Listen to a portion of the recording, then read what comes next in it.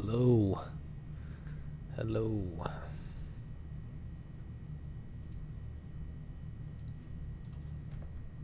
I kind of quiet?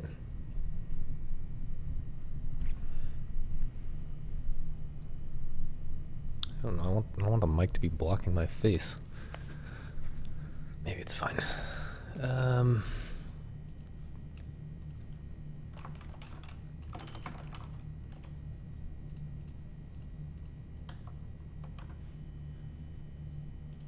Let's post on the Discord.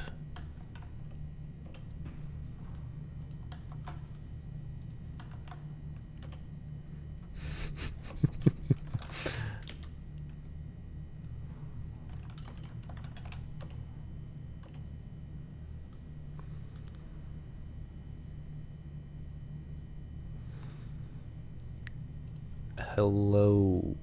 Jack Crawford Live is live. I really wish I could have gotten a better name. That is actually my name. I don't want it to like have a bunch of underscores in it and stuff, and I don't know. I don't know if you have suggestions. But like everyone knows me by my name. Who like most of the people who follow me for my game criticism stuff know me for my real name, so I don't really want to abandon that. And I just like using my real name. Hello Nina, how are you? Hello Misa. Hello Lynn. Get partner and get your name. But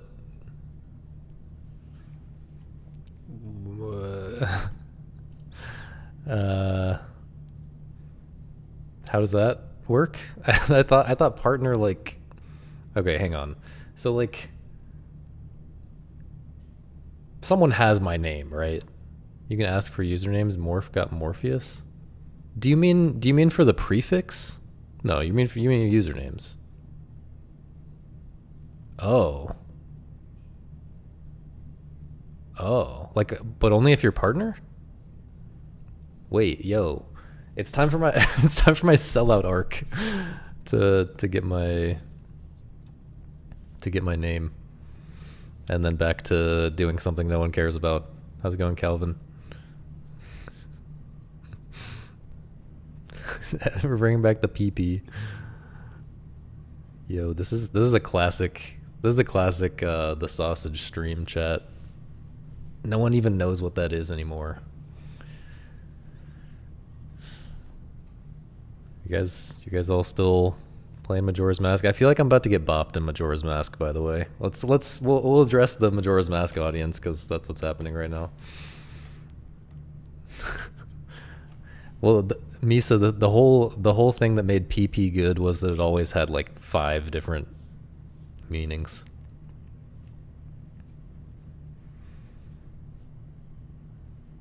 Majora's Mask is a good game. It's also one of the most interesting speedrun games. For sure. But yeah, I'm actually getting bopped. I'm guessing you've been watching Thomas. Like, what's the vibe? Is the vibe like he's gonna get a 1-minute PB like last time, or like whenever that was?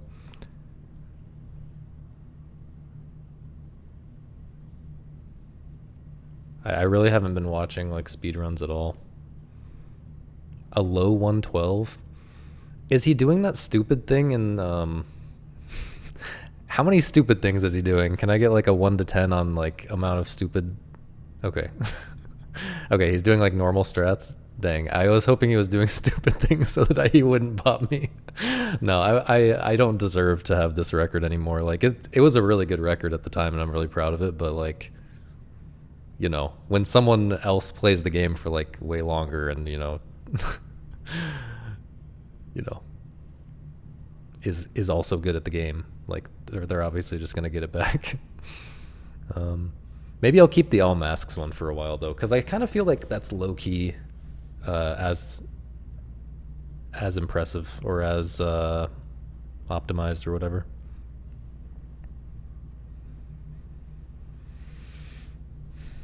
GBT tag hover is like not even that much harder than like. Okay, well, what's he doing?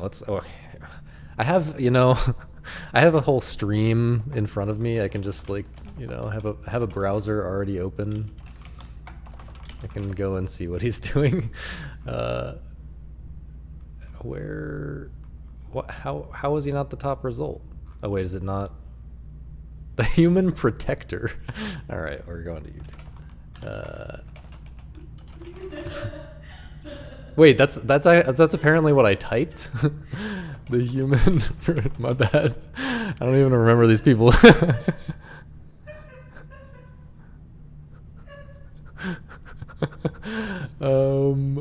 Okay. 1:13:35 7 days ago. Okay. What is he doing in Great Bay Temple? Because there's like a billion strats for this. Why do I not have volume here?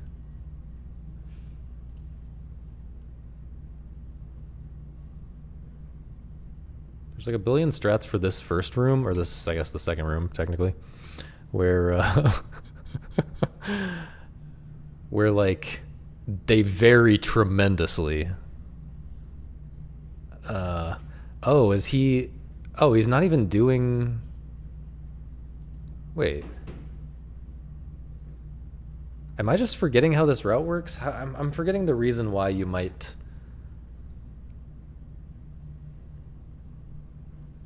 Yeah, we were talking about skipping this jump entirely, right? Like we were. Okay, last I checked. Last I checked, we were talking about skipping this jump that he's about to do entirely, that he's setting up for. By doing other. Oh, I'll pull up the strat videos in a second. So that's like that whole thing is like kind of slow. There's like 4 different ways to like save multiple seconds, and the tag hover, I guess, is the one that saves like 10 seconds or something over this. It's like a lot. Let me go to my channel. I'm already nice. I forgot about that.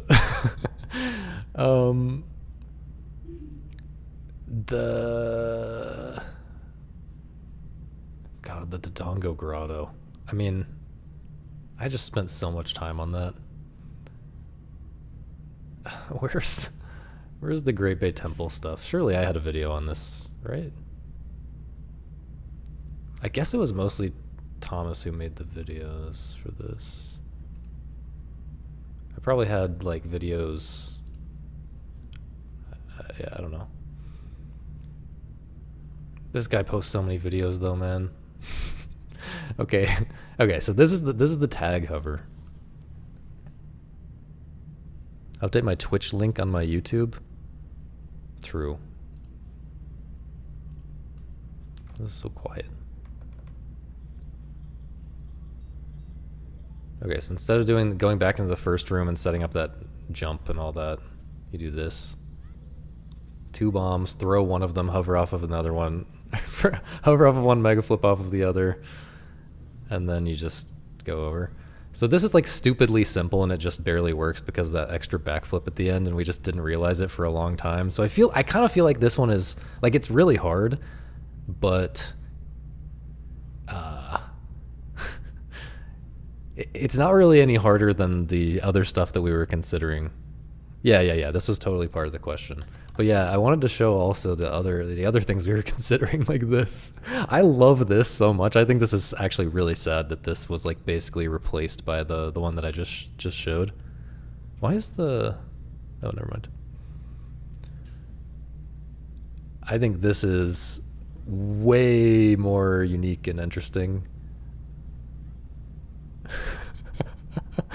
First of all, doing a second frame weird shot on the English version is like you're just trying to crash the game. There's like 3 different ways that you could be 1 frame off and crash the game or something. And yeah, it's just yeah, and that room is like really laggy, which makes it funnier. I don't know, but yeah, this is probably just never gonna happen in a run because the other thing is just kind of better. But yeah, Like even this, yeah, he says in the description it's 5.5 seconds faster than the jump, but he's still doing the jump, so that kind of surprises me. But I guess this is really hard. Like all of the different options that are faster than the jump are really hard. Anyway,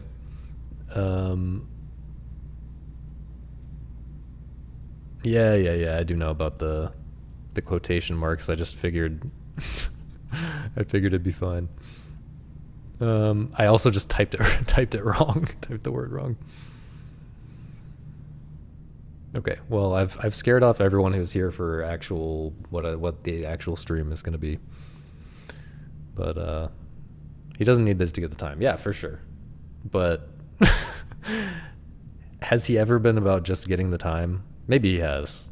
I feel like when I played the game, I just like I was like a compulsive optimizer. Like if I wasn't pushing at least like a few new strats that no one had ever done before, I felt like I was wasting my time. But yeah, I feel like Thomas was that way at least sometimes. And for that reason, because he is that type of gamer, I'll be happy when he bops me. How long has it been? How long has that record lasted? I guess it'll say on.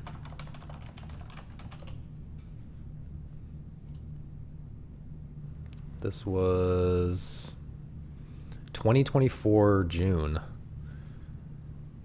So, wow. Yeah, could end up being 2 years. That's pretty cool. When's the last time an any percent run lasted that long? I don't know. No one's beaten this though. I mean, this is feeling kind of secure.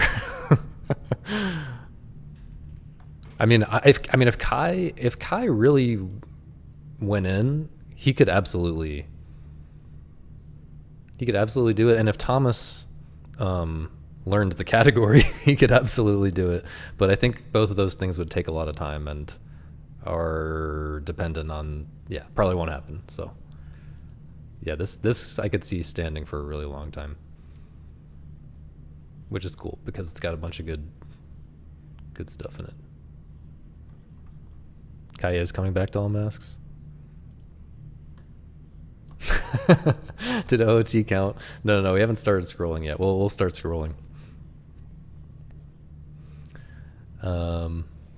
Okay. How far do we think we're gonna get with this? I haven't really determined like what counts as a good game. But look, Ocarina of Time is like it was a good game when I was a kid, right? But I can't count that because then this would be a boring concept, right? Yeah, thanks. I only spent like thousands of hours of my life getting it, but thanks. 23 or 24? Have you looked ahead? That seems very specific. Do we want to look at movies as well? Well, I don't even know what this is. Oh God. Maybe we should. Oh no, we're already looking. Look, The Godfather. Doesn't everyone agree that The Godfather's a good movie? I haven't seen it. But what's the first one that I've even seen? Okay, I mean I've seen Boyhood and I didn't like it, but okay, Lawrence of Arabia. Like, doesn't everyone? I love Lawrence of Arabia. It's been a long time since I've seen it, but extremely memorable. Saw it once and it really sticks with me. Nothing else like it. Everyone seems to love it. This, a lot of these seem like, but we've got Hitchcock. We've got more Hitchcock. This seems pretty respectable. This seems at least reasonably respectable. Of like what? Okay, so let's separate ourselves from the person who would stop scrolling when at number 1 Ocarina of Time. these seem respectable as like what you would enjoy as an adult, right? Like you have to separate yourself from the nostalgia. You know. Yeah, we do need to watch Rear Window. I don't watch movies. We were just talking about movies in the Discord. We've the games channel. I'm trying to post games, and everyone's talking about movies. Although I don't actually expect anyone to respond to my theta posting. Anyway,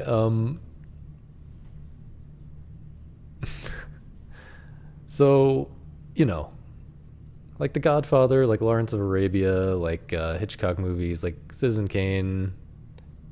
These seem like movies that are not just mindless entertainment. One, two, not generic. They have an identity. There's something that these movies are doing better than any other movie. And what was my number one? I don't know, but what I'm trying to say is, like, an adult with developed taste who has seen some movies before and doesn't just want to escape from a terrible life, but wants to actually be enriched by a work of art, right? That type of person would at least somewhat respect this list, maybe. Now, no Shane Carruth movie on there. I'm sure I feel like Primer is probably higher than Upstream Color. Is Shane Carruth even that well known? I feel like I don't know. Anyway, I feel like the people who like Shane Carruth movies are like, I'm keeping you guys waiting. The people who like Shane Carruth movies are like not the typical like film nerds, It's like nerds who like Shane Carruth movies. It's like the people who like video games. Anyway, Ocarina of Time. Okay, we're going to say this is not a reasonable. I hesitate to say it's not a good game. I really do think it's a good game for kids. Like, I loved it when I was a kid, so I have to respect it in some way. But this is not a good game to my adult taste. Soul Calibur.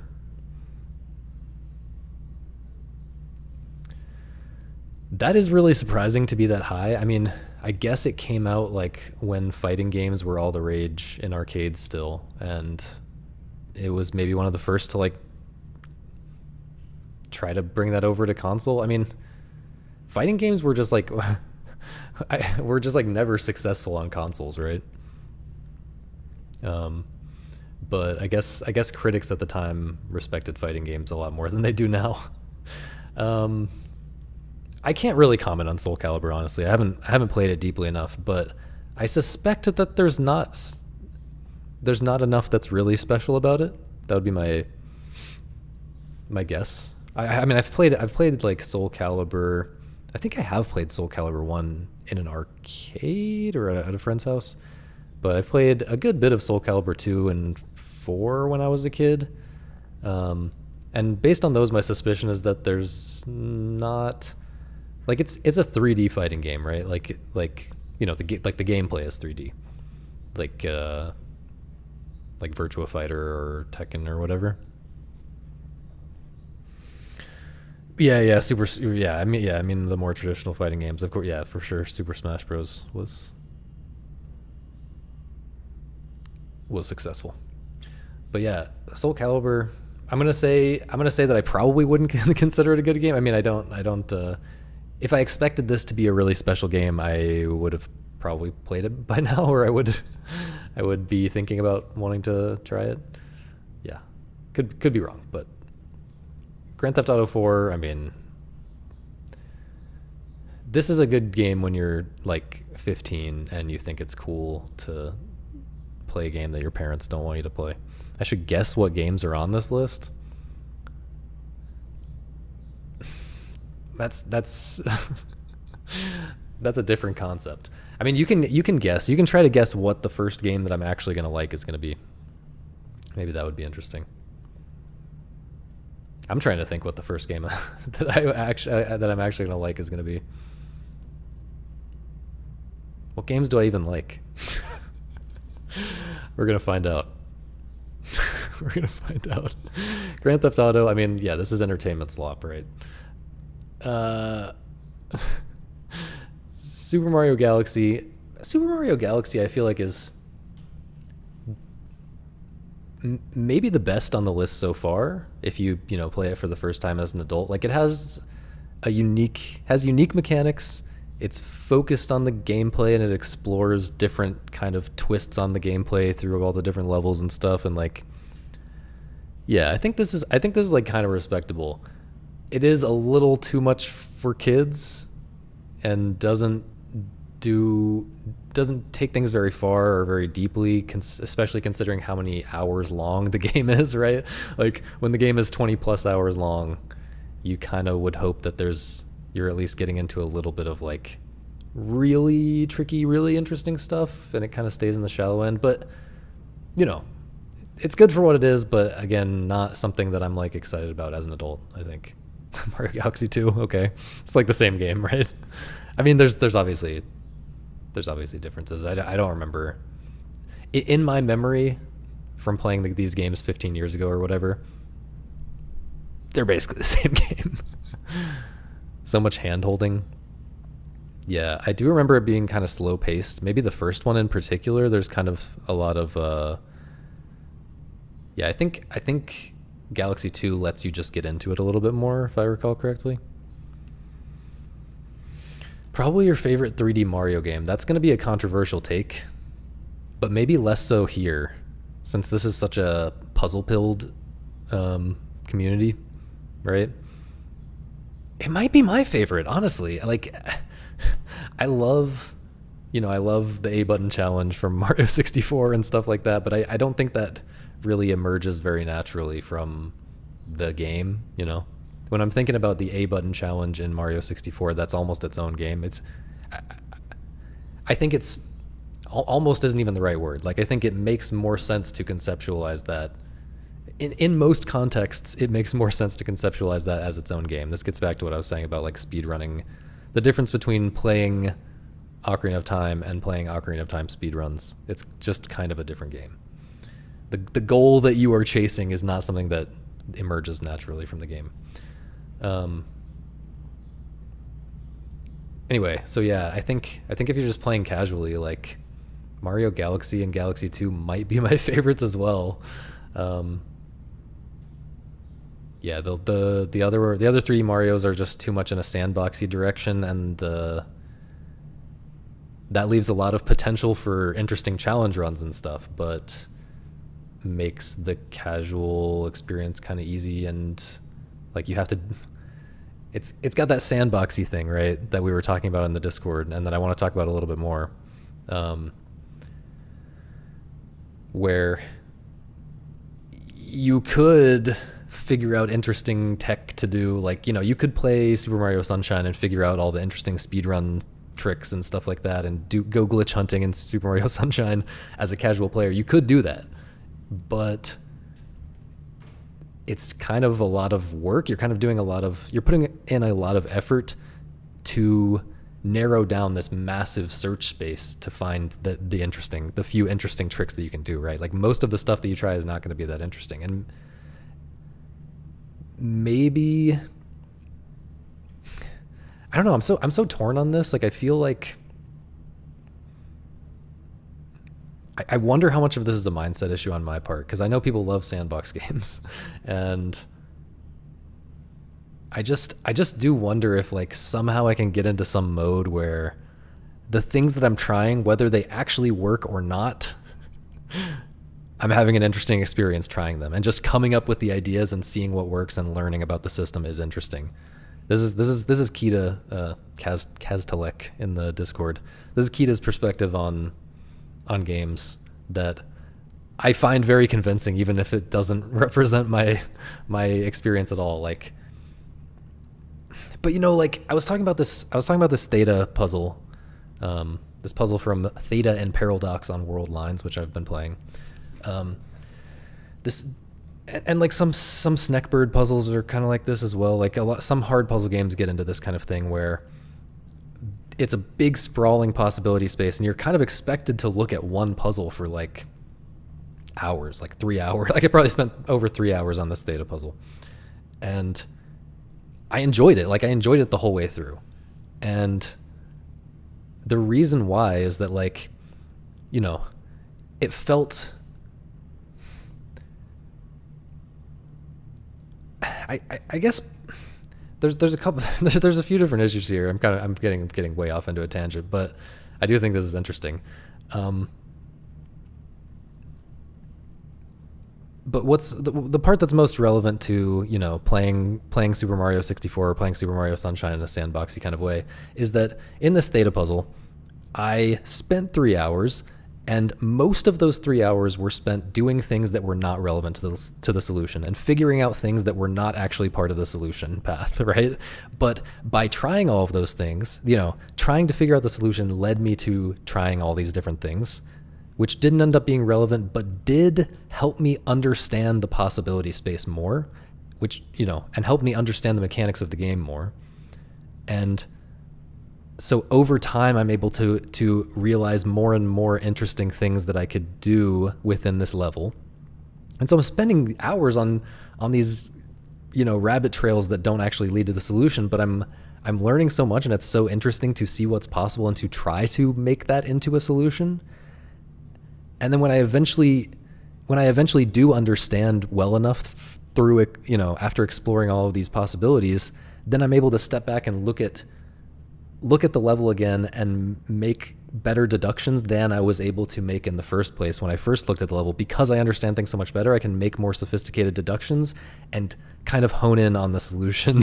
And so, like, exploring all of that stuff, first of all, it mattered to the solution. And also it was just really interesting. So I wonder if something like that, if you can get into a mindset of approaching something like Super Mario Sunshine or Mario 64, like something like that, where you know that this is kind of a sandboxy game, you know that getting through the levels normally is going to be like too easy and boring. If you just, you know, if you just play with the obvious goals that the game kind of gives you, it's going to be kind of easy and boring. Or like Breath of the Wild here, perfect example as well. Like, you know what type of game you're dealing with. You know what type of game you're playing. So you should maybe take on a mindset of like going for trying to appreciate it in a glitch hunting type of way, or like a understanding the systems type of way. And maybe you can somehow make those kinds of crazy puzzle-ish experiences for yourself. I don't know. I feel like there's a big gap because, you know, in the theta puzzle I was just talking about, like, the puzzle is very constrained, you know? Like, I was led on all of these rabbit trails that I thought were so interesting and helpful, despite not being the solution. I was led on all those rabbit trails because the game led me straight there, because I went into this puzzle and based on my understanding of what was possible within this puzzle, it seemed very constrained in a particular way, and like trying to solve what I saw as the core problem of the puzzle was what led me to all of these interesting things. So like, can you just come up with random things to try in a sandbox game and get to that kind of interesting stuff remotely as quickly as in a puzzle game like that? Like, I'm not convinced. It feels like when I try to do that, it always feels like it's work to get to. It's a bunch of trial and error and effort and tedium to get to a point where I'm now solving a really interesting problem. And that's what I like so much about puzzle games, or part of what I like so much about puzzle games, is that it curates the interesting things for you. Yeah. Anyway, back to the list. Yeah, Breath of the Wild, too sandboxy. Too sandboxy for my taste. It's got interesting mechanics in there, but it doesn't help you. Doesn't curate levels or encourage you or make it reasonable to get deep into those mechanics and really enjoy the game deeply. Sorry, let me catch up on the the chat after my long tangent, because I missed some stuff. The Last of Us 2, maybe. Oh yeah, The Last of Us 2 would be pretty high on Metacritic, I guess. Yeah, that might be my... But do I even think that's a good game? I mean, that's something we can explore if we get there. Do I think The Last of Us 2 is a good game? Like, I enjoyed it a lot, but it's like kind of fundamentally a type of thing that doesn't work for me. And it's like I enjoyed the game in spite of that. But I guess I would have to call it a good game because I did enjoy it as an adult. You know, it has a very particular thing that it does a lot better than anything else. And I don't know if that's even true. It's like it does a bunch of different things well enough to be a fun ride. Very mixed feelings. Just replayed. Oh yeah, I read that one. Surely Syncopause is on here. I think Syncopause has a pretty high Metacritic score, maybe like 90 or 91 or something. But it wouldn't be the first one, I don't think. 3D World Erasure, right? I did forget about 3D World. Maybe I like 3D World better, but 3D World.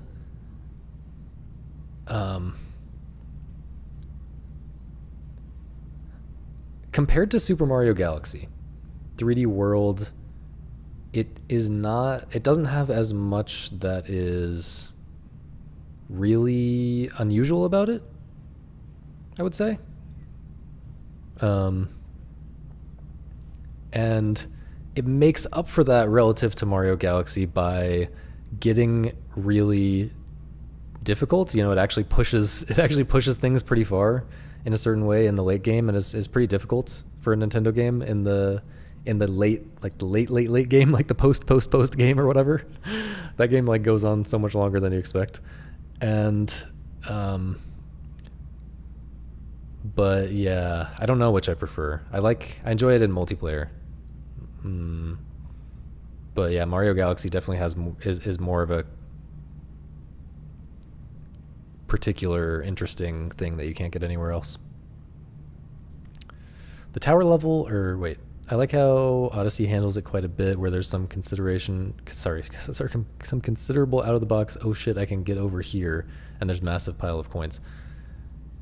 Yeah, there's some of that. The thing about Odyssey though is that it's kind of a one-trick pony in terms, like, compared to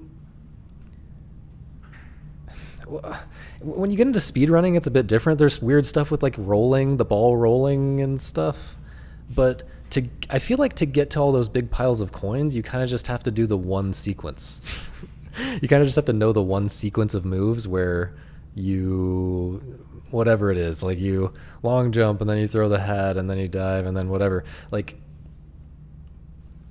yeah, I like the way that they encouraged extra stuff, you know, encouraged tricky, out of the way stuff like that, like challenges.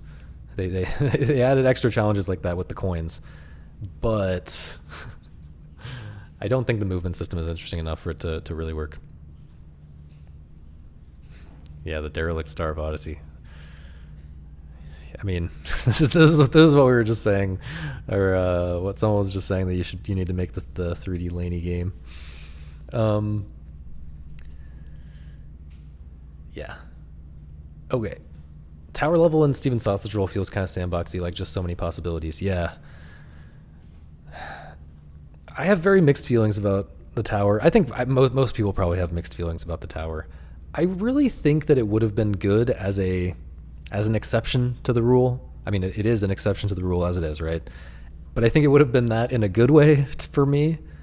I could see how people would still not like it, but for me, I think it would have been a good kind of mid-game twist type of thing if he had made it so that it didn't work the cheesy way.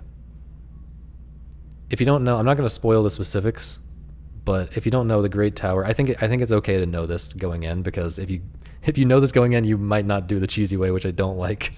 um, the Great Tower in Steven's Sausage Roll is a very difficult level that most people end up solving in a kind of fiddly, awkward way. Even though there is a very clean, elegant solution, it's not very natural to discover that. It's much more natural to discover the fiddly, the fiddly way that kind of is tedious to execute and doesn't, and not interesting to execute, and doesn't feel good. Yeah, I feel like I feel like he somehow could have. I don't think that the level does. The level concept, the thing that I like about the level, the basic idea, I don't think that demands for the fiddly thing to be possible. I think he must have intentionally made it possible to not hard block people or something. I don't know. I really don't know, but it doesn't seem like the fiddly thing needed to be possible. It seemed like he could have made that obviously blocked and forced you to do the hard thing, or the smart thing. It's not even necessarily harder. It's just better. Yeah, not gonna describe exactly, but if you know how to do it, you can enter the level and do it very quickly, without any oh, does this need to go over here, and then our way backing up, blah blah blah. Okay, Tony Hawk's Pro Skater 3. I could see some people maybe stopping here. I will not be stopping here. I mean, first of all, how much is it adding on top of the Tony Hawk's games that existed beforehand? 97 for the soundtrack alone. Isn't it just like punk rock songs or something? I don't really remember.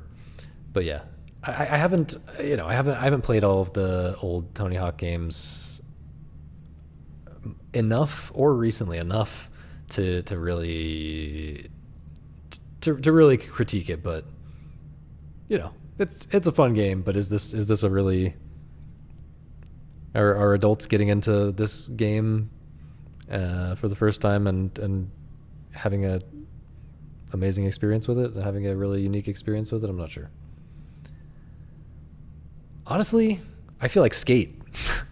Honestly, I feel like Skate for the PS3 is the more special experience because of what it does with the controls. And both are pretty sandboxy, right? Like these original Tony Hawk games and the Skate games, they're both pretty sandboxy. I don't know. It's a good game for what it is, though. I would say I actually haven't played Perfect Dark, so I can't comment on this. I've played GoldenEye, so I feel like I understand the basic how it controls and stuff. Isn't it the same?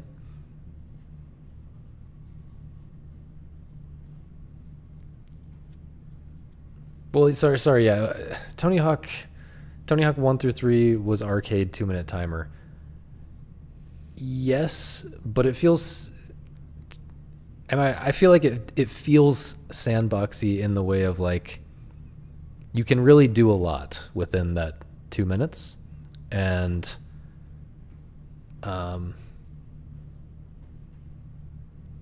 yeah, it doesn't, when I think arcade, I think that there is something pushing back on you, right? Whereas Tony Hawk Pro Skater is really just like, how much can you do in this window of time? I don't know. It's like a sandboxy arcade game or something. Did we already see RE4 and acknowledge that it's epic? That's a good point. We were trying to guess what the first game, what the game is going to be that's going to stop me. And RE4 is actually a good guess. We're probably going to get to that. I think it's for some reason I remember these things. I think it's at 95. I think I've seen it before and it's at 95.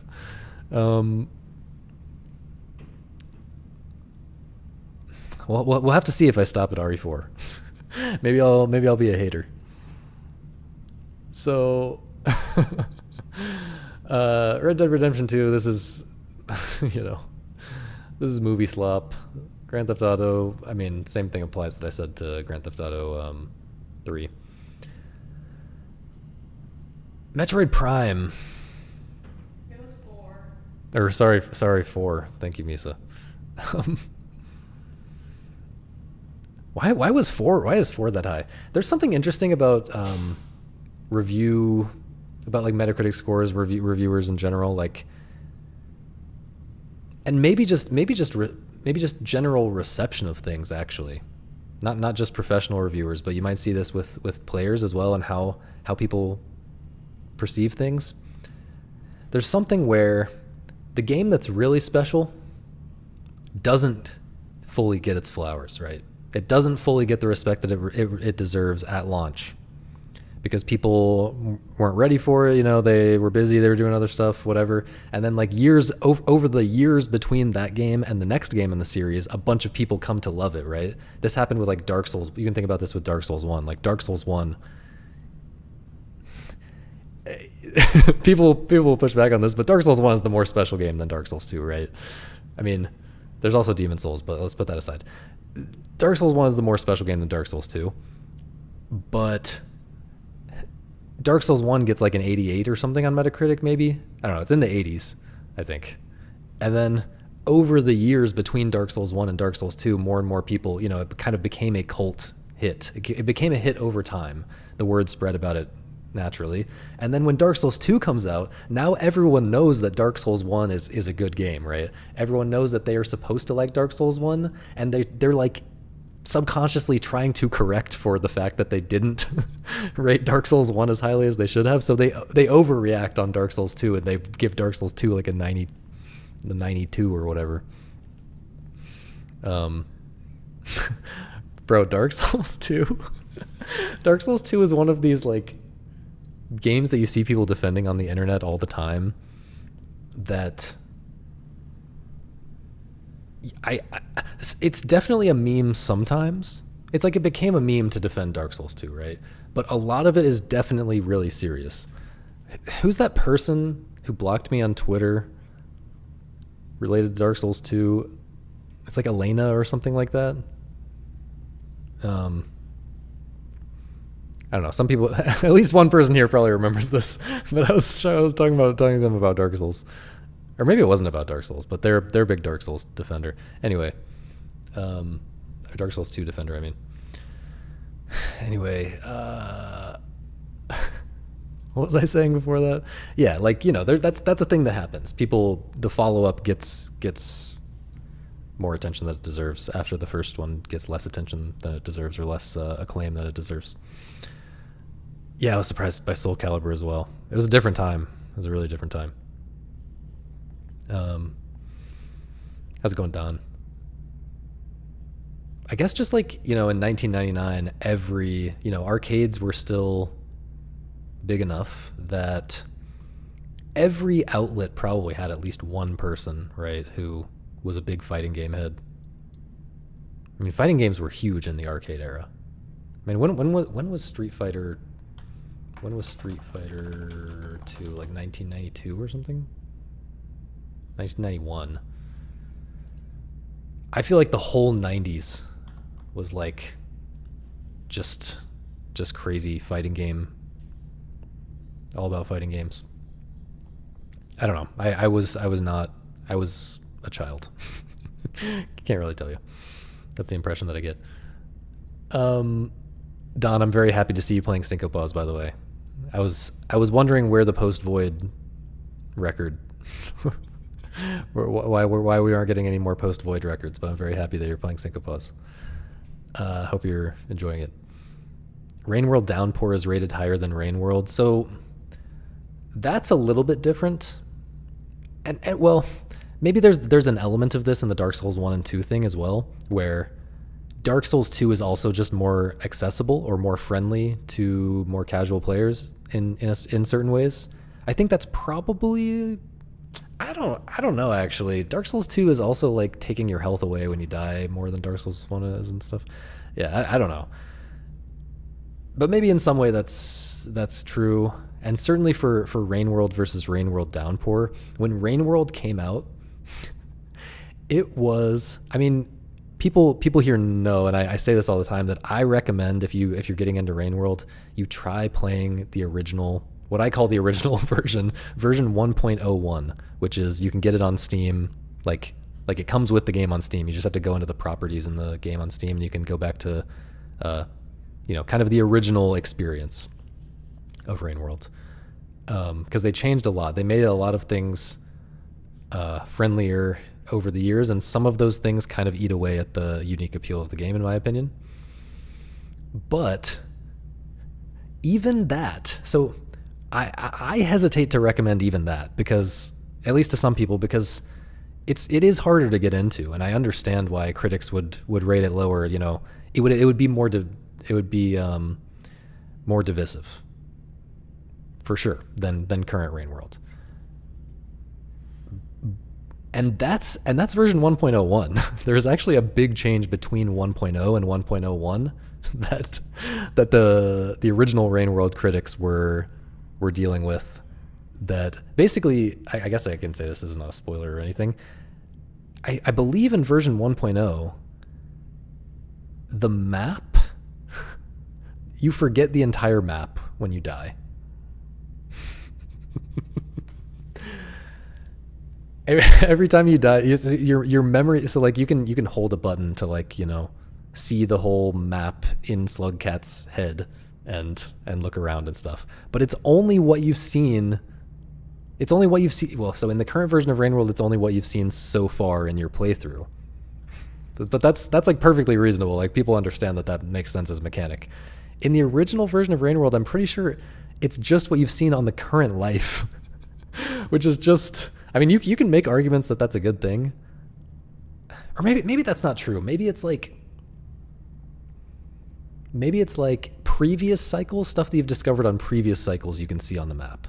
But if you start a cycle and then you die and go back to the beginning and have to try that cycle again, then the stuff that you forgot, which if that's the case, then I think I might actually prefer that. But anyway, it's not really easily available. That version of the game is not easily available anymore. But yeah, my point is I can see how Rain World Downpour would be a lot better received than Rain World for more valid reasons. I don't know. What else? Dark Souls 2 easily the worst in the entire Soulsborne sphere? I really disagree with that. I think Dark Souls 3. I mean, maybe I just feel this way because I played Dark Souls 3 after Dark Souls 2, and it's like, but like that's how it is, you play Dark Souls 3 after Dark Souls 2. But like when I played Dark Souls 3, I was just so over it. I was just like, nothing is an exaggeration, but it really felt like Dark Souls 1. It felt like Dark Souls worship, right? Like within the franchise. Like Dark Souls 2 has weirdness to it that I really like. Yeah, Dark Souls 3 felt much more uninspired. Dark Souls 2, there are things that I really don't like about it compared to Dark Souls 1 especially, but it's so much more memorable. It's so much more memorable than 3. Yeah, I mean, yeah. I mean, there's just the way that the branching paths work from Majula, right? Like, I'll try not to spoil the game too much, but like, there's a I don't know. I feel like it's a spoiler to say what I want to say, but yeah, it's a weird game. I haven't played Elden Ring yet. Dark Souls 3 feels like a greatest hits album in a bad way. Yeah, that's another way of saying what I was trying to say. Yeah. A more linear Elden Ring. Isn't that Elden Ring Night Rain? I mean, it's not really linear.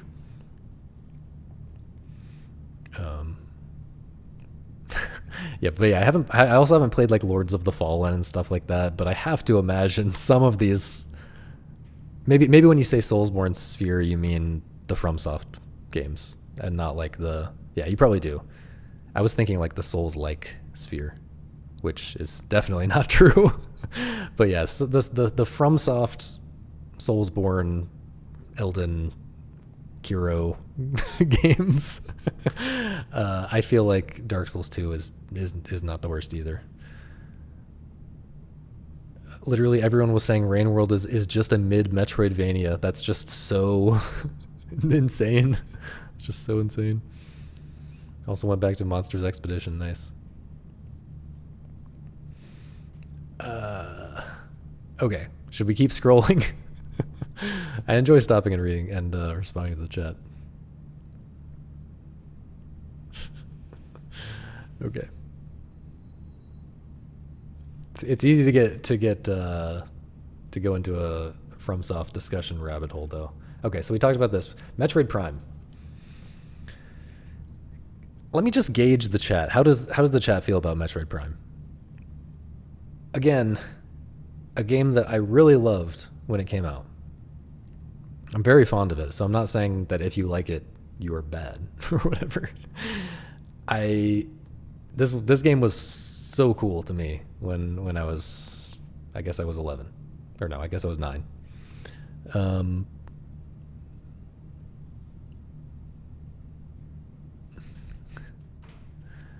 hate that you have to go and collect all of these things with no direction part. You mean the end, the kind of last arc of Metroid Prime? Yeah, yeah. It seems like we're mostly, or Gate at least, is in agreement with me and Kita. It doesn't quite hit retrospectively. It definitely does not. I tried to play it again a few years ago, and it's not just that I like remember everything, you know, like I don't really remember everything. Like if the game still worked for me as an adult, I think it would have hit a lot more than it did. I think it's it's just a game that works on a vibes level, and it works when you aren't as familiar with video games as I am now.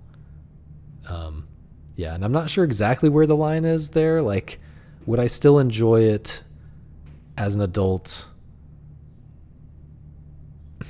I don't know. You can imagine all the alternate realities where I might have enjoyed it more for various reasons, and enjoyed it a little bit more versus a lot more and whatever. But I kind of feel like it's a game for kids still. Similar to Ocarina of Time. Really hit when I was 9. And so did Metroid Prime 2 actually. But yeah, the vibes are indisputable. You can't argue with the vibes, but vibes do not carry a game for me. Usually. Game for teenagers, whatever. Yeah. That's, you know, I'm saying kids as the opposite of adults. Yeah, and it also does kind of drag at the end in that final arc. For sure. Crazy how much Nintendo games permeate Metacritic all-time entries. They've really got a lock on a certain type of gamer. I'll just say that. Grand Theft Auto 3. Okay, well there you go. Maybe it did get the respect it deserved a little more than I was thinking. But still, the concept I was describing about Grand Theft Auto 3 versus 4, Dark Souls 1 versus 2 is absolutely a thing. In general. Prime exploration is just bad. Very slow to traverse, and there's a lot of linear hallways. Yeah, I mean, you can't exactly do... Yeah, right. You got to hide the load zones. So like you can't exactly... It's unclear, at least, how you would do a really good exploration game. Well, I don't know. I think if you imagine something more like Super Metroid, like that's not like Super Metroid's world layout is, it's not open. Like it's not open in a way that you would need crazy compute power to make work on a GameCube. I think if you imagine the 3D version of that, I mean, and the Prime world layout is kind of like that though, right? It's just, yeah, I don't know if that's quite the linear hallways thing. I don't know if that's quite hitting it for me. What exactly the my issue would be. But also I'm kind of a Metroidvania hater in general, so I don't know if I should really try to get at that right now. The only good game is Caramel Action. That's quite a take. Love the game, but that's quite a take. Yeah, now I'm thinking about Metroidvanias, but I shouldn't do that right now. Mario Odyssey, we already kind of talked about it. Getting a lot of repetition of similar games here. We already kind of talked about it. Halo.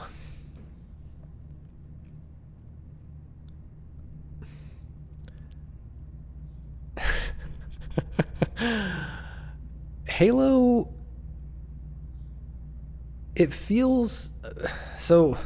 I wasn't that excited about Halo at the time, but I also didn't have an Xbox. I only played at friends' houses.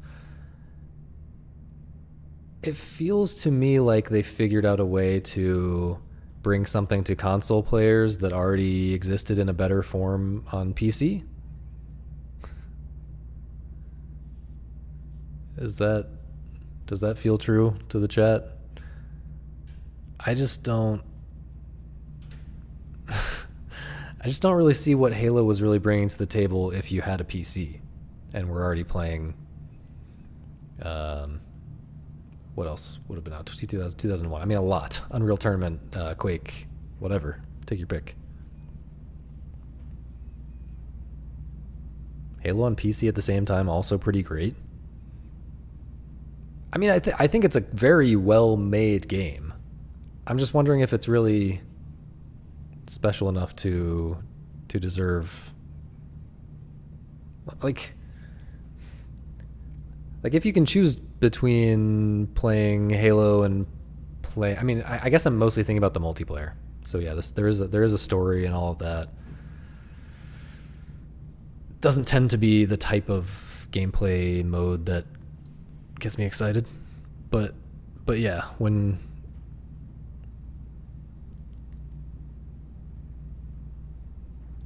number 14 of all time. Yeah, I just struggle with it being this high for sure.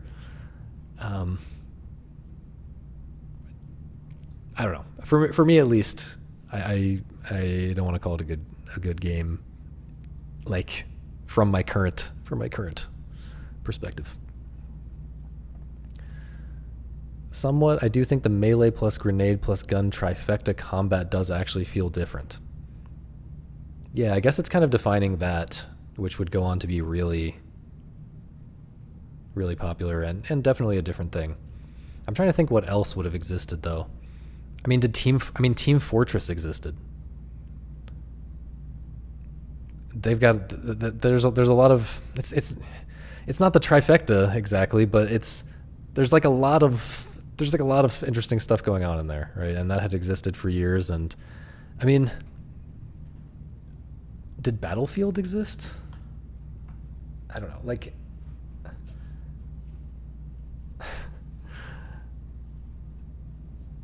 I'm very much not convinced that Halo was special even at the time, and certainly in hindsight, I wouldn't call this a really good game from my current perspective. So we're gonna keep scrolling. Feel free to hate on that opinion.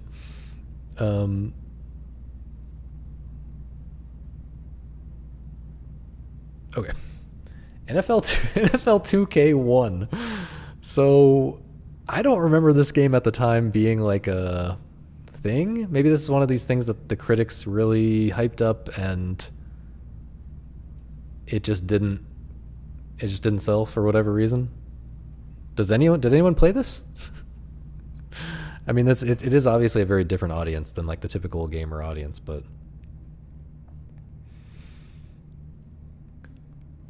can't comment on it. But you know, typically these maybe the 2K ones less than like Madden, but these sports games, these straightforward sports games are a little too simulation slop for me. You know, it's not gamey enough. You know, I want to play NFL Blitz. I want to play NHL hits. I want to play. I forget what the baseball one was. Yeah, Blitz. Blitz was absolutely a hallmark.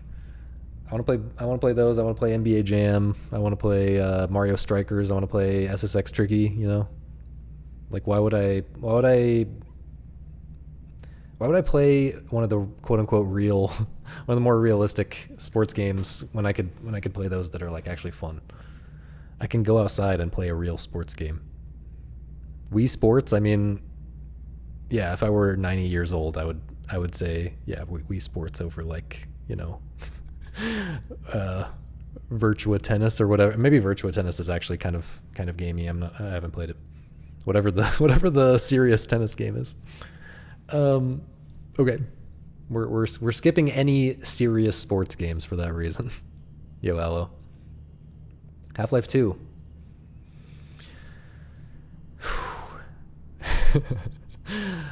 I I didn't anticipate how much this stream would feel like just me shitting on everyone's childhood. Foot lol, Epic Soccer League. Haven't played it. Half-Life 2, I don't even know how much I really enjoyed it at the time that I played it. Now, I didn't play it in 2004. I played it in like 2010 or 2009 or something when I got a gaming PC for the first time.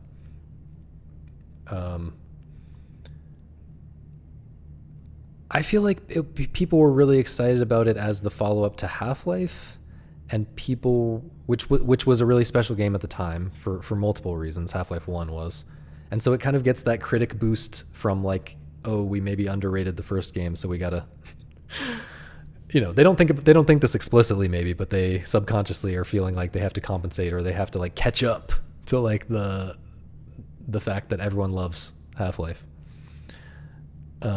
By rating Half-Life 2 highly. And then also like the gravity gun was like a cool, unique thing at the time, and there were like some physicsy puzzles that were, or at least mainstream people thought they were special. I don't know how special those kind of things actually were, because I'm thinking about how like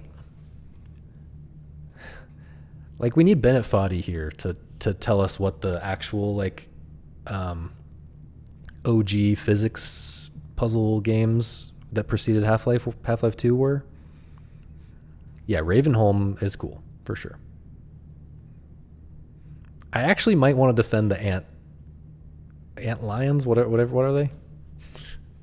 I think there's cool stuff in the game. I think there's absolutely cool stuff in the game.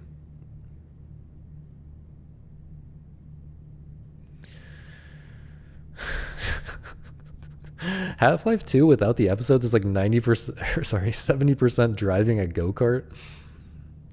I don't think that's really true. I think they did a good job of varying it up. You've got a segment where you're driving a go-kart, you got a segment where you're driving a whatever the boat thing is. But it's interspersed throughout a good bit of shooting and a good bit of walking around and a good bit of puzzle type things, good bit of looking around for secret boxes. What were they? I don't know. And like kind of story segments. Yeah, I think that is not the correct way to critique Half-Life 2. But yeah, for me, first of all, the gunplay. Here's the easy criticism of Half-Life 2. It just feels bad. The shooting just feels bad. Like, you can compare it to Half-Life 1, but really compare it to like any game with shooting. It just feels really bad. Like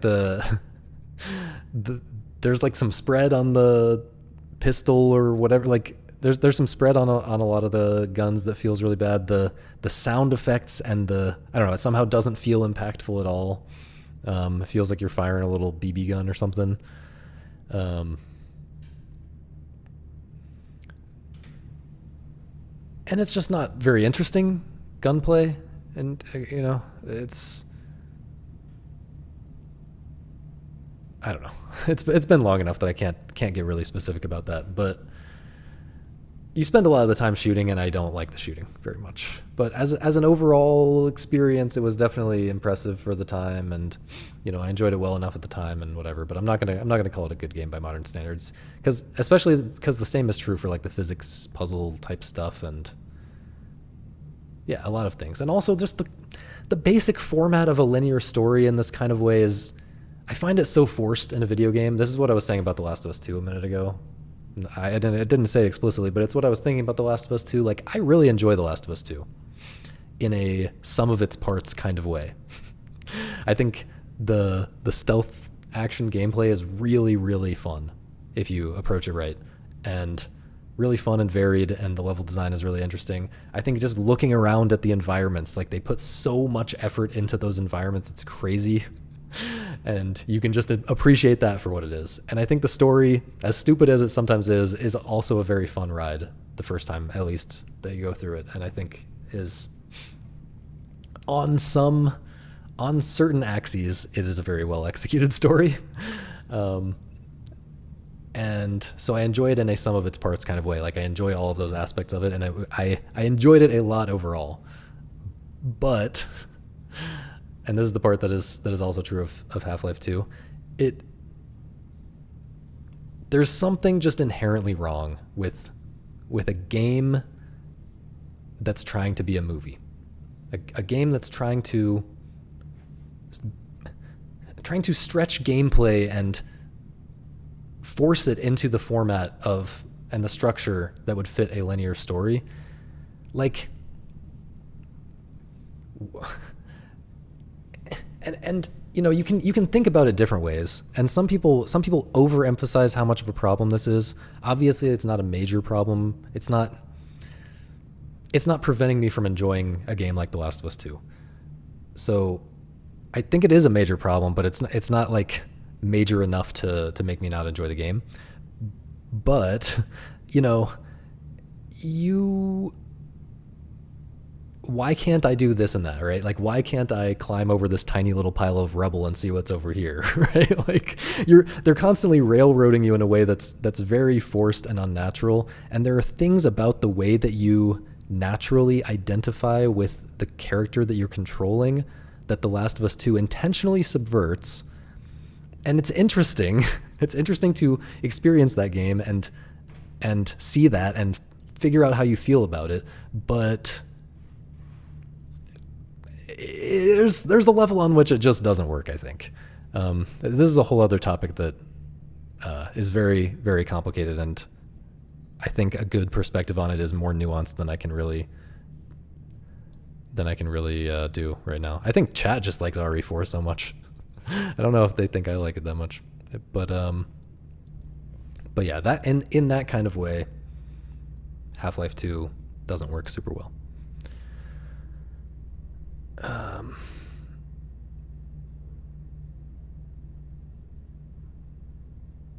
Okay. The looking at the environment piece was at one point kind of the big appeal of Half-Life 2. Yeah, I think that's a big part of it, and it does have like some, you can make some you can do a lot of interesting speculating about the world in Half-Life 2, because you kind of get thrown right into this scenario. Okay, it's two things. The fact that it throws you into such an unusual scenario of like alien takeover of humanity type of stuff, plus the fact that the environments are very thoughtful, and like the environment artists put a lot of thought into it and clearly worked with the writers to figure out what should be in various places. The combination of those two factors makes it very interesting to think about the environments more than you might want to do in most games. And yeah, I like that about Half-Life 2 a lot. More than actually something like The Last of Us 2, which again, I enjoy looking at the environments just because they're really well done, and you can there is some amount of like, what I'm talking about is basically what people call environmental storytelling, right? But what I'm saying is environmental storytelling is more satisfying in a certain way when when you don't know very much about the entire premise of the world. Like there's this deep premise behind Half-Life 2 that is very mysterious and completely unexplained at the beginning of the game. And you can make a lot of interesting theories about that through what you get out of the environmental storytelling. And that aspect is not actually true of something like The Last of Us, where the overall premise of the world of The Last of Us is a lot more predictable. If you've seen a post-apocalyptic zombie type story before, there are smaller scale things that you can figure out about, like, oh, there were people here and they, had this, whatever. You can figure out some more small scale things through the environmental storytelling and thinking about that, but it's just not as satisfying as in Half-Life 2. I think Half-Life 2 is really special in that way, and that's like a lesson that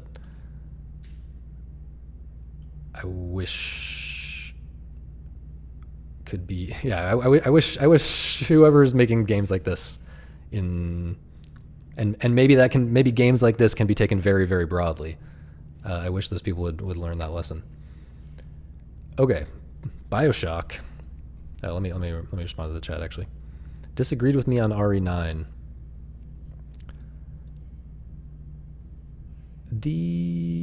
I'm trying to remember what the disagreement was, but yeah, I've had a lot of really thoughtful comments on the thoughtful comments on the YouTube videos in general. So yeah, I appreciate that. But yeah, thanks for stopping by.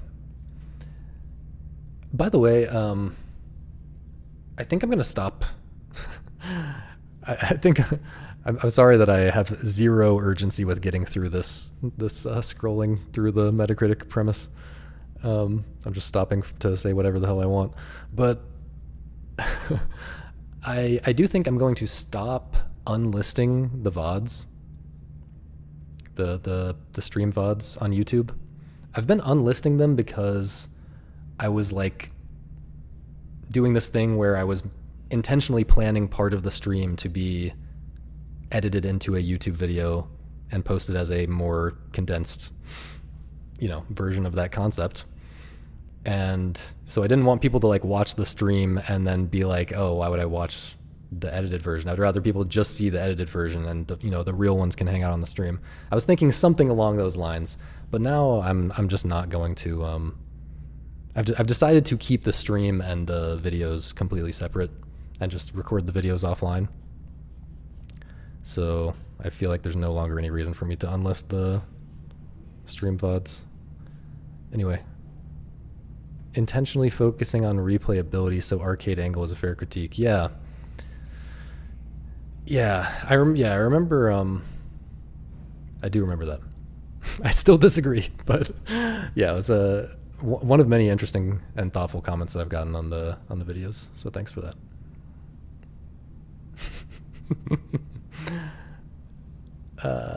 Dramatic story stuff gets stifled by the gameplay. Yeah, I did a very poor job of explaining why the forcing gameplay into a linear story thing doesn't make sense. Like, obviously it constrains what you can do with the story a lot, and it constrains what you can do with the gameplay a lot, and it's just a big pile of constraints. Like, a story, telling a really good story is already a massive pile of complicated constraints that writers, fiction writers have to struggle with and work hard to make something and take advantage of tropes that exist for this reason to like make it so that you can tell a good story. It's the same with the game, right? Like there are so many things that there are so many factors that make it really hard to make a really good game. And something like Outer Wilds is a minor miracle for how it is able to tell a fairly complex story and have fairly complex gameplay that are married together in a way that mostly feels totally fine. And I think most concepts, if you imagine the full space of gameplay concepts and the full space of story concepts that you could possibly think of, and you think of all the different ways to pick one from each and try to combine them, like 99.9999% of the time, it's going to be way worse than Outer Wilds. It's going to be way more contrived and way more awkward to try to fit those two things together. It's like, there's a very, very small, right. Yeah. That's a big part of it. But there's really more. There's really more that they're doing in Outer Wilds. So the comment that I'm responding to is Outer Wilds is cheating because the story doesn't happen in the timeline of the events of the game. So yeah, a very small part of the story involves you. Most of the story is you uncovering the story, right? Uncovering stuff that happens before. And so that obviously helps make it work. If there's basically just one thing that you're doing in the game to advance the overall actual plot, and the rest is just you going around exploring and understanding things, then there's a lot less room for the events of the story and what has to happen to conflict with what you can do and what you should be able to do logically and things like that. But it's not just that. I don't want to spoil Outer Wilds, but like, you know, in most games, it's very awkward. Like in if you imagine that in a real world environment, like, or like a on the earth environment, like a game like The Last of Us, right? It's happening in America. It's happening in post-apocalyptic America. You still run into the problem where, like, why can't I go over here, right? Like, it's constraining my player control in a kind of awkward and forced way for you to say, like, oh, there's this big there happens to be this giant pile of rubble here and here and here and here and here and here and here in this level. All of the spots where conveniently, you know, if the pile of rubble wasn't there, I would be able to just walk through outside of this level and explore some area that is not part of this linear story. And just, yeah, the fact, you know what I'm talking about. Like, you can, in Outer Wilds, they do some things that are very specific to the premise of that story. Some things that wouldn't just make sense in any type of story in any type of game, to bring you back in and make it so that you can't, well, there's tricky things that happen with the mechanics in that game that I can't really get into, but yeah, there's stuff related to that also helps make the gameplay and story. The more you think about it, the more insane it is that game works in that way at all, and the harder it gets to believe that any other game is going to be able to do it as well. Riven does it kind of well. Does it? I mean, again, it's that same thing where, yeah, okay, I guess that's just another way to handle it, is you're just on an island. I mean, it kind of suffers from the control scheme. I haven't played the remake version of Riven, so the control scheme alone kind of makes it feel like, why can't I go this way, blah, blah, blah, sometimes, which is similar to what I was talking about. But other than that, the premise of Riven does kind of work, because again, it's a lot of discovering stuff that already happened, and it's like discovering the current context also. It's just like understanding what is going on here.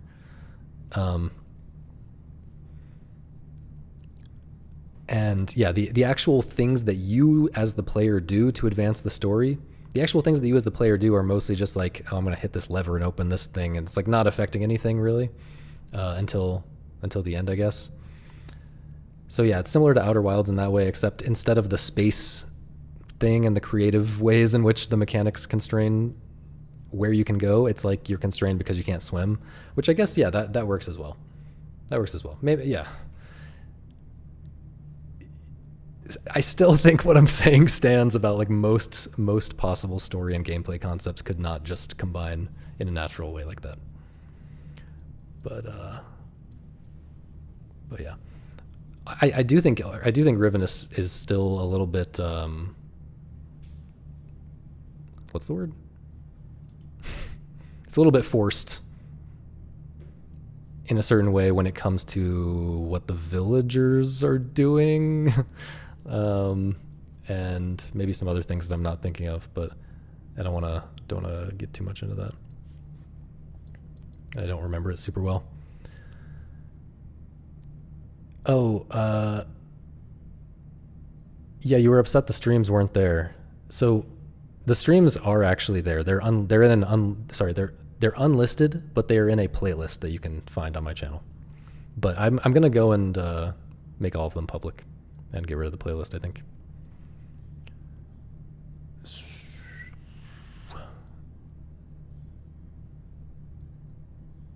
Yeah, I'm just saying that they're going to, yeah, they're gonna stay public from now on. Part of the magic of Outer Wilds is that you can discover things in any order because it feels good to learn things and it feels good to get context for what you've already done / what you've already seen. So even if you get the explanation after you need it, it still feels good.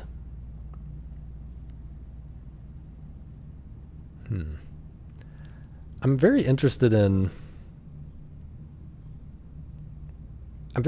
why Outer Wilds works for people.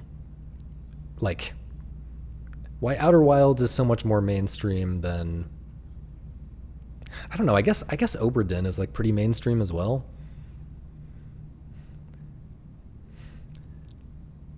But Outer Wilds is kind of like beloved by everyone in a certain way.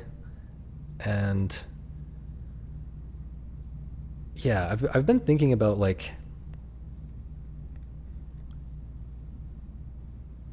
it really does just kind of explain everything to you, right? I mean, you can still get stuck in Outer Wilds and like struggle to find the really interesting stuff in that game, but everything that you find, it doesn't have the same kind of difficulty as a Riven or even an Oberdin, I think, or like most of these kind of detective-y games, because it has the ship log as a safety net, so that if you don't understand anything that you see or you forget anything that you see, you can always just get the literal, clear explanation of the exact part that you were supposed to glean from it from the ship log. And I have very mixed feelings about that, but that's different from what you're talking about. I definitely think that the openness of Outer Wilds is really important, and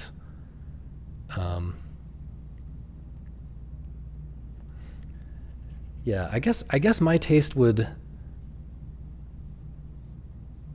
I would maybe prefer something that's a little bit more like you have to put pieces together from different places and it never tells you explicitly, whereas Outer Wilds often feels a little bit more like the same thing is explained 3 different places.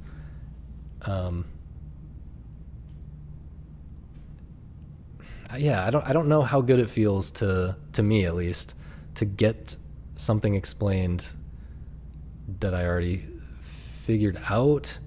But I also wasn't that invested in the characters of the Nomai, the Nomai characters or whatever, who were like talking about all these concepts in the logs. I can see how even if you completely already understood something and then you discover a text log, you might enjoy having it confirmed and also enjoy just like getting that little bit of conversation around that thing and maybe understand it a little bit more somehow. But I don't know if that was my experience. I don't know. Yeah, I guess that's what Caitlin's saying. Yeah, I don't know. Just to know that like there were these people before you also working on similar problems, kind of cool vibe. Okay, I do agree with that. But I do feel like that's inherent in the entire concept of the game, and I don't know if, yeah, I think a lot could be different about the game without changing that aspect. Yeah. Or without getting rid of that aspect.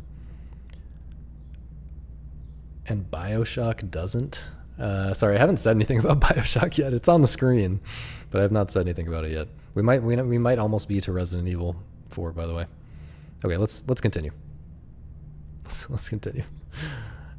So BioShock, I enjoyed it a lot when I first played it. Again, it's this kind of linear thing. I think the gameplay wouldn't do it for me anymore, but it actually was. I think in a lot of, yeah.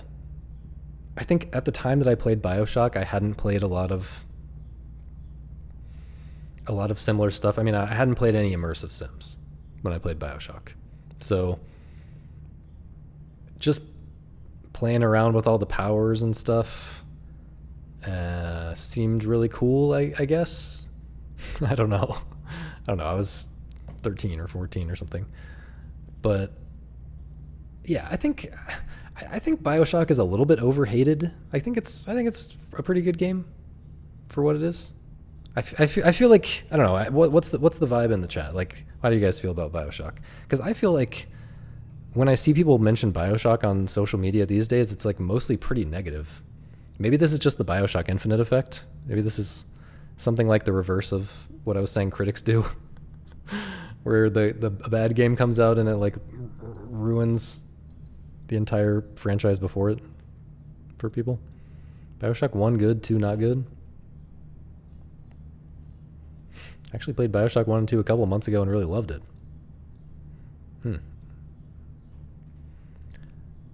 Yeah, I don't know. Maybe this would be. Maybe I would still really like it if I'd played it for the first time today. I kind of feel like the world does have something special to it, and the audio logs maybe are mostly pretty good. Yeah, I think it is not as smart as it. It's probably not as smart as it. It's not a serious commentary on Ayn Rand or whatever. But you know, it's just cool to be in this kind of different setting, and I think the way that the storytelling works mostly makes sense.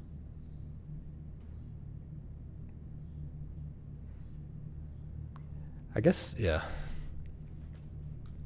This is making me think that, you know, thinking about BioShock and the way that the setting works in BioShock, it's starting to make me feel like maybe the part of Outer Wilds that I was talking about as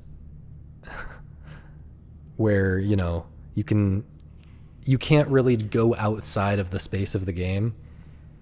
Maybe that's just not as big of a problem as I think it is, because you can put it, you know, you can obviously set it on an archipelago or whatever, like Riven. You can set your game on an island. You can set your game on, like, I guess the Witness would be an example of that. You can set your game on in an underwater city where you obviously just can't, or an underwater, whatever you want to call it, settlement, where you obviously can't just go out into the ocean and die. So yeah, maybe that's just not as big of a constraint as I think. But I still think there are big constraints with mixing linear story with gameplay.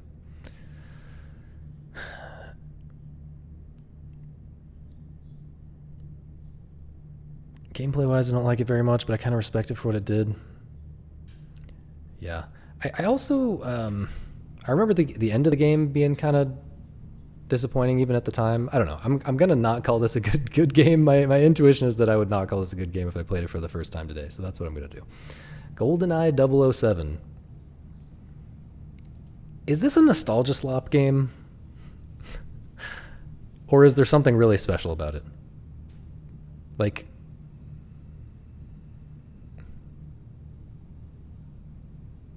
why his cheek look like that? You mean right here? He's holding a gun. Is this a meme?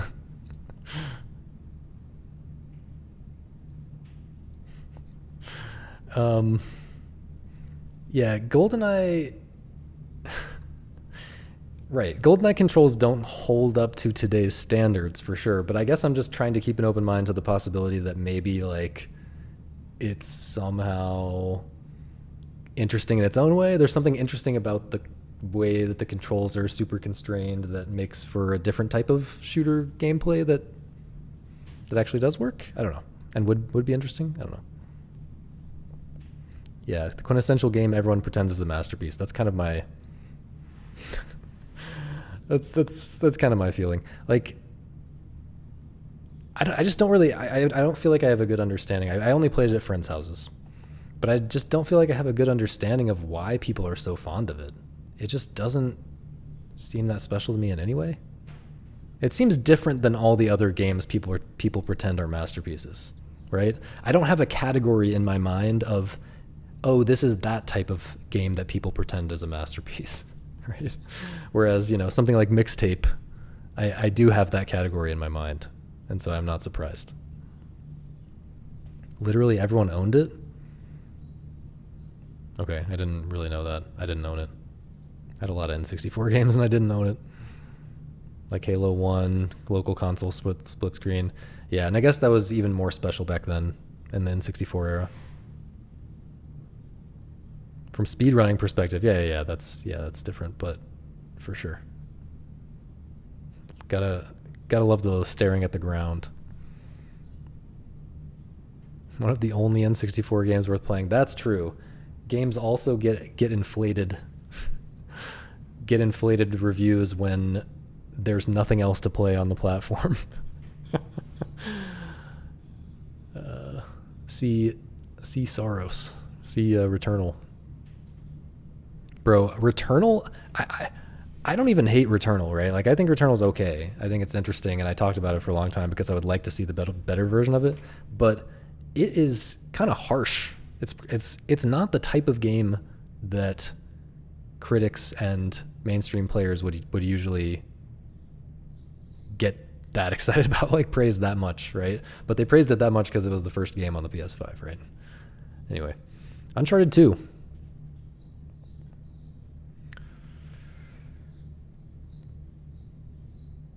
Uncharted 2. I mean, it's just a fun ride, right? Like, it is what it is. I feel like I'm spending too long taking these games seriously, and I think we're all on the same page that Uncharted 2 is not a really special game in the year of our Lord 2026. But I enjoyed it at the time. It's important as it's important as homework before you play Baby Steps, for sure. Beginning of the end of AAA. I can't blame Naughty Dog for anything that they do because they just do it so much better than everyone else. Even if everyone else is looking to Naughty Dog and copying them and ruining everything by doing so, I can't blame Naughty Dog for that. I'm sorry. Naughty Dog's games to me have just gotten better and better over time. I know that's a very hot take, but they've just gotten better and better. For the most part. Like, I'm not going to say that like every Uncharted game was better than every Jak and Daxter game or whatever, but my favorite Naughty Dog game is The Last of Us 2, and it's not close. Yeah. I feel like that's every time I talk about The Last of Us 2, I feel like I'm saying the most controversial thing I could possibly say, but it is what it is. Okay, here we are. I like Resident Evil 4 a lot. I do like Resident Evil 4 a lot. I do agree with the common complaint that it gets worse as it goes on. I think it gets significantly worse as it goes on. I think, like, even in the castle, I think a lot of the castle is like feels a little bit too set piecey. Like, the village is just so open. Like, the actual, like, think about the encounters that happen in like the main, or the encounter that happens in like the main big village area. Like, the game would just be better if it were more like that all the time. Like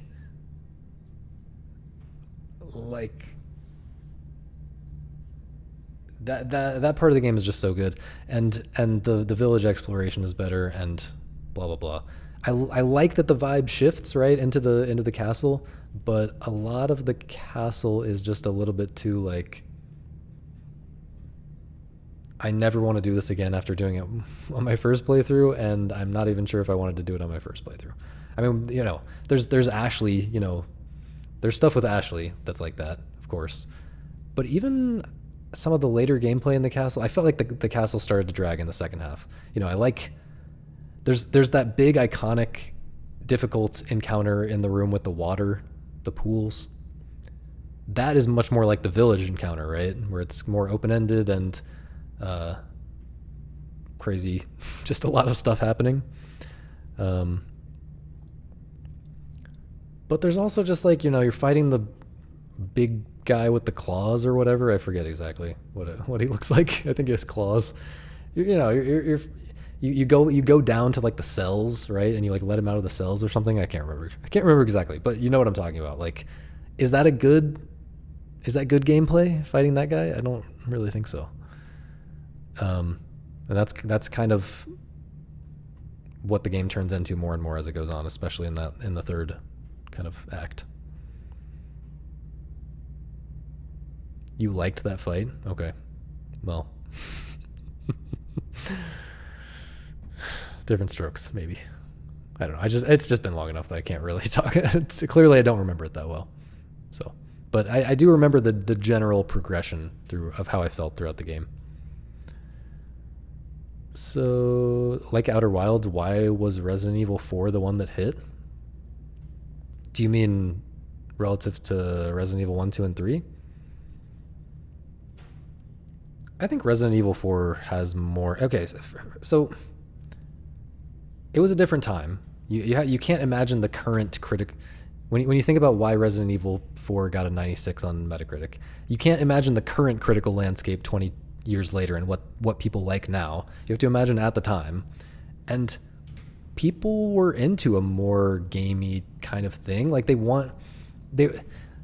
concept of like a campaign was starting to become like a campaign and like a shooter was starting to become a normal thing that people expected and wanted, right? But there was much more of a balance where it wasn't like a movie game thing, and people didn't want like a serious story. They wanted like a fun story that goes along with something that's almost arcadey, right? There was much more love for a difficult, or at least a somewhat difficult, like action game with a variety of set pieces and stuff like that. Like I feel like Resident Evil 4 is just super what critics and players loved back then. Yeah, you also do get a lot more equipment and it becomes easier. But I think there are ways that they could have designed around that. I don't know.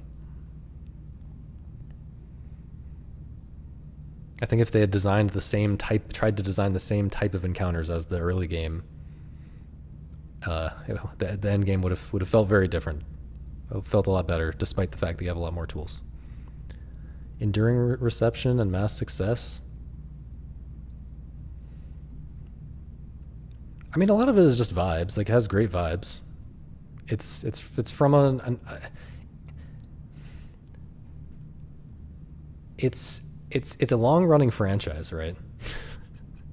When a franchise has been going for a long time and has a reputation of being pretty consistently always at least like a well put together game, even if it's not like to everyone's taste. Like think about Final Fantasy. Like, it's an event when a Final Fantasy game comes out, just because that series has been going on for so long, and it's always a really high effort game. And the same is true, especially at this point, for Resident Evil. But it was true even back then. Like, there had been not just Resident Evil 1, 2, and 3, but did Zero exist before that? I think it did. And Code Veronica and stuff. Like, it was a long running franchise that everyone loved most of the entries in already by that point. And so, similar to like how every Zelda game gets a 95 plus on Metacritic, like Resident Evil has a little bit of that kind of factor going for it at that point in time. And yeah, even more so for like Resident Evil 4 remake. Like, Resident Evil 4 has had that reputation for 20 years of being a great game, and so when the remake comes out, it's buoyed by that kind of cultural consensus type of thing. And yeah, they also did a good job of like adapting it to, for better or worse, adapting it to modern tastes, modern mainstream tastes with the yellow paint and stuff like that. You know, I think it makes sense. But yeah, it's also just it's a good game. Like Resident Evil 4 is a good game. I'm going to keep scrolling because I have a lot of reservations about it. I wouldn't say it's like a great game. Let's say that this is the first good game and scroll until we find a great game just for fun. Not that any of this is not for fun. Let's go a little bit faster. Baldur's Gate RPG slop. I haven't played Baldur's Gate 3, but it just doesn't seem like my type of thing. Orange Box. TF2. I think you could argue that original TF2 is a great game. I mean, that's kind of weird. Portal is definitely good for what it is. Half-Life episodes. Yeah, I don't know. Maybe I could see this. This wouldn't bother me too much if you would call this the first great one. I don't know. Team Fortress 1 also existed. So I don't know how special it was. Let's just keep scrolling and see when something really compelling shows up. House in Fata Morgana. That's bizarre that this is a 96. Okay. This is like a visual novel. I haven't read it. Elden Ring I don't think is going to do it for me, even though I haven't played it yet. Skyrim definitely does not do it for me. Half-Life was really good at the time, but I don't think holds up for a number of reasons. Definitely not those Zeldas. Gran Turismo, I don't know. The Gran Turismos that I've tried are too simulation-y, and going back to the sports game thing, like why would I not play F-Zero or Wipeout or what's it called, Ring Racers? Why would I not play one of those games? Why would I? Is there really a reason to play Gran Turismo if you're gameplay pilled and not a simulation realism immersion type of guy? Metal Gear Solid 2, interesting, but I don't know. I know some people think it really holds up, but I played it for the first time as an adult, and I will say that I thought it was interesting, but not a top of the line type of thing. Grand Theft Auto again, Portal again, Baldur's Gate again, Grand Theft Auto again, Zelda again, Grand Theft Auto again, Little Big Planet, that's interesting. That's funny. I wonder if this was a PS3 doesn't have any games type of inflation going on. I enjoyed Little Big Planet back in the day, though.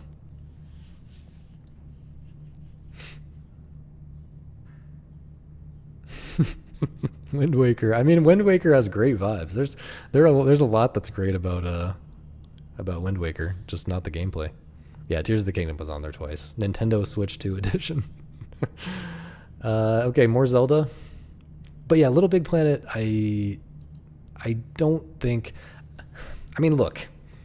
Little Big Planet was the same studio that did Dreams, right?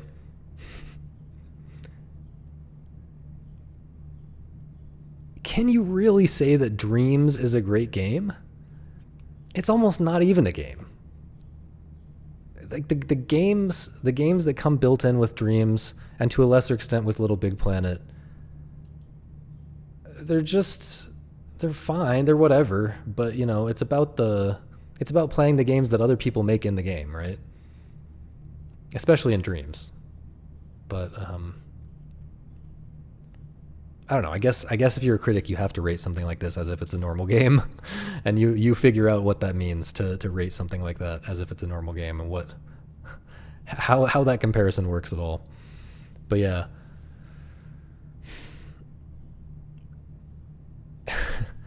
Yeah, I guess that's just interesting to me. But yeah, I wouldn't call Little Big Planet a great game personally, especially in a world where Mario Maker exists. The drop off is kind of crazy. I feel like it's all been the same. What do you mean the drop off? Drop off in quality? Yeah, I think Media Molecule might be kind of screwed. I don't know. I don't follow that kind of stuff very closely. But like people love Elden Ring. What? Like isn't Elden Ring every bit as good as like Grand Theft Auto or Grand Theft Auto 4 or whatever?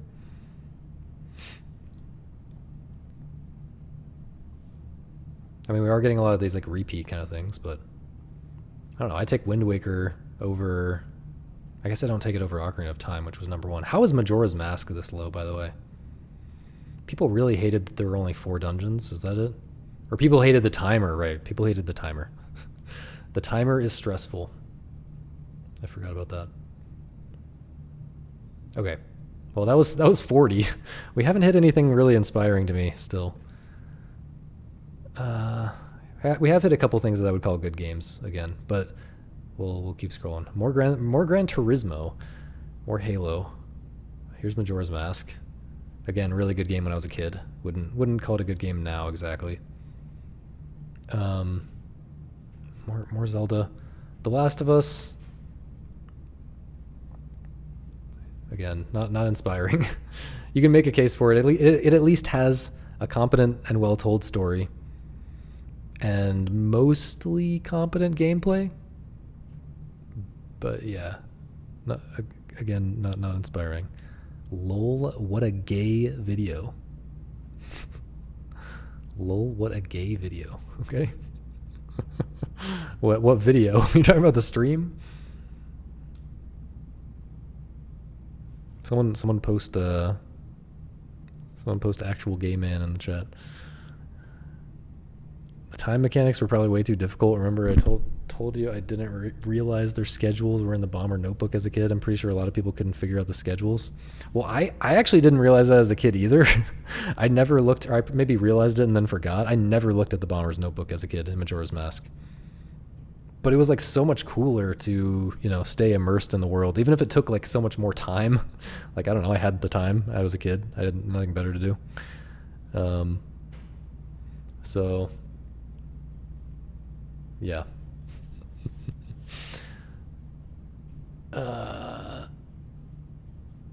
More Zelda. Okay, Twilight Princess is just. I mean, this is like a bottom 2 Zelda game, right?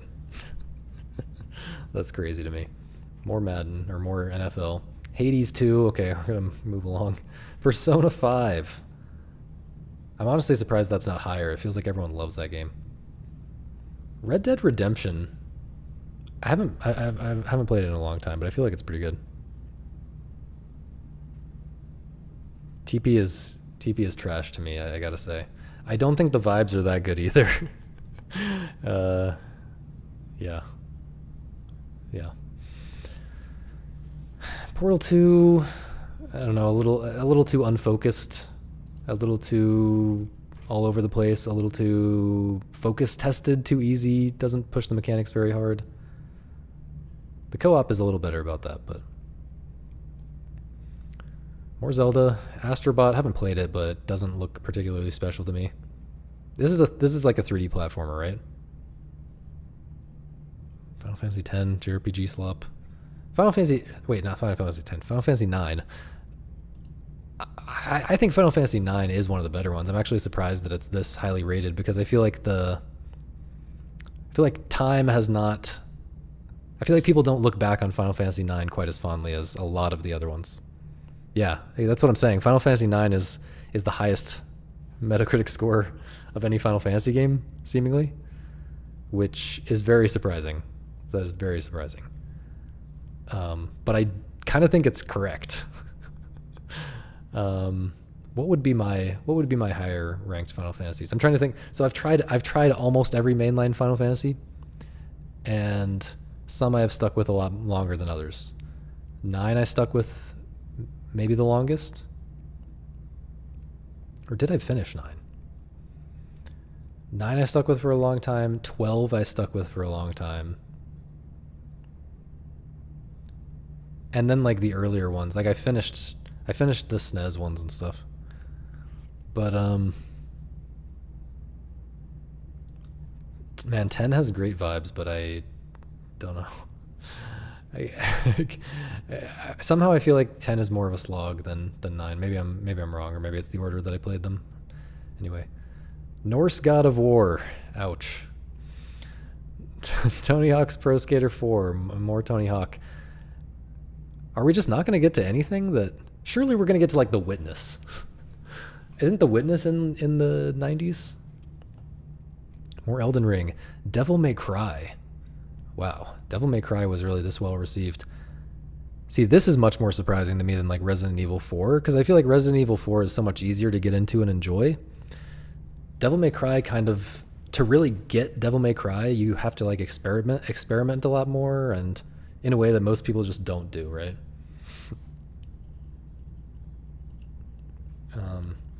But it's also just, like, stupid, you know, I'm hitting the demons or whatever it is that you're fighting in that game. A Witness is 87.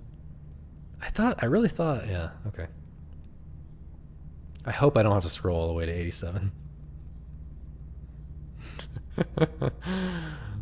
My bad. How is Syncopause higher than The Witness? How is Syncopause as high as it is on Metacritic? It's insane. Okay. Yeah, character action slop is not going to be inspiring to me. More NFL, Batman Arkham City, more Metroid, more Zelda. Chrono Cross I actually haven't played, but Chrono Trigger I thought was like, alright, you know, whatever, JRPG. How many NFL games have I played? Probably a lot, honestly. I've played NFL Blitz 2000. I think I've played a different NFL Blitz maybe. NFL Street. Was there an NFL Street 2? Not sure. I think so. I think 1 and 2. And I've played Madden 2002. And I've played NFL QB Club 2002 or something like that. There were 3 NFL Streets? Okay, I don't think I played 3. But yeah, I've played enough NFL games to comment, I think.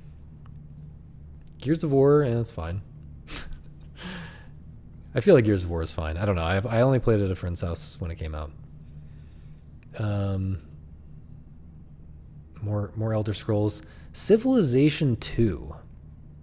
That's an interesting one.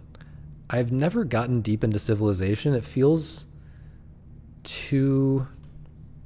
So there's something I was talking about in the Discord the other day about Syncopause, where... Or not just Syncopause, but bro-likes in general. I was comparing them to randomizers, right? Like randomizers, you have this seed that lasts like 8 hours or something. It depends on the game, but like you have a seed where you start from the very beginning of the game. Like the randomizer just copies the structure of the game, right? So that you play through the entire game from start to finish. And once you've done a couple of those, like a randomizer is supposed to be replayable, right? It's supposed to be different every time in a way that makes it interesting to keep replaying this game. And it doesn't work with that structure because the start of the game is too samey every time, and the end of the game is actually too samey every time. Once you have enough tools to go anywhere in any order, you're doing the same thing that you do at the end of every randomizer run, right? And there's kind of a slow crescendo and decrescendo, I guess, for the run overall, where like it peaks. The most interesting part of the run is somewhere like right in the middle in terms of like how many items you have, right? Like you have a set of items that's very different from the set of items that you've had in any previous randomizer that you've done, right? And I was saying that randomizer creators need to take inspiration from bro-likes, where bro-likes have much shorter rounds where the entire seed basically resets very frequently. And because of that, it's able to keep you in that most interesting part for a much larger percentage of the playtime. It's a little there's differences from game to game and stuff like that, but like you don't have this kind of slow start that's the same every time and this slow cooldown that's the same every time in most bro-likes. And you can think about something like StarCraft or chess as well as being kind of similar in this way. Like those games often have, well, in StarCraft you can, well, I guess in both you can just surrender at the end, or you can just, what do you call it, resign. But still at least at the beginning, and in some games there's an equivalent thing at the end. Like you are doing mostly the same stuff. Like the first couple minutes of a StarCraft match are mostly the same every time. I think like Legacy of the Void, StarCraft 2 actually improved this a lot. Like made the game a lot faster to start up compared to like whatever Wings of Liberty. But yeah, I think like Brood War has this problem and everything. It's like it's just too samey at the beginning, and the most interesting part of the game is somewhere in the middle. And it would be what I'm saying is a lot of games would be better, more dense with not just gameplay, but the best part of the gameplay, the real unique gameplay, if they found a way to be just the good part, right? And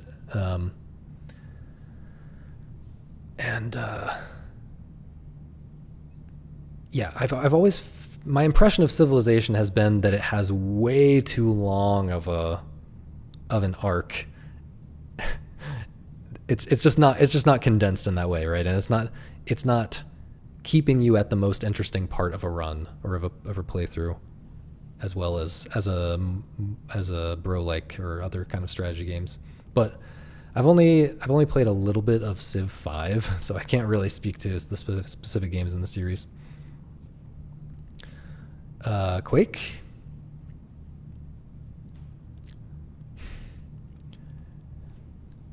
I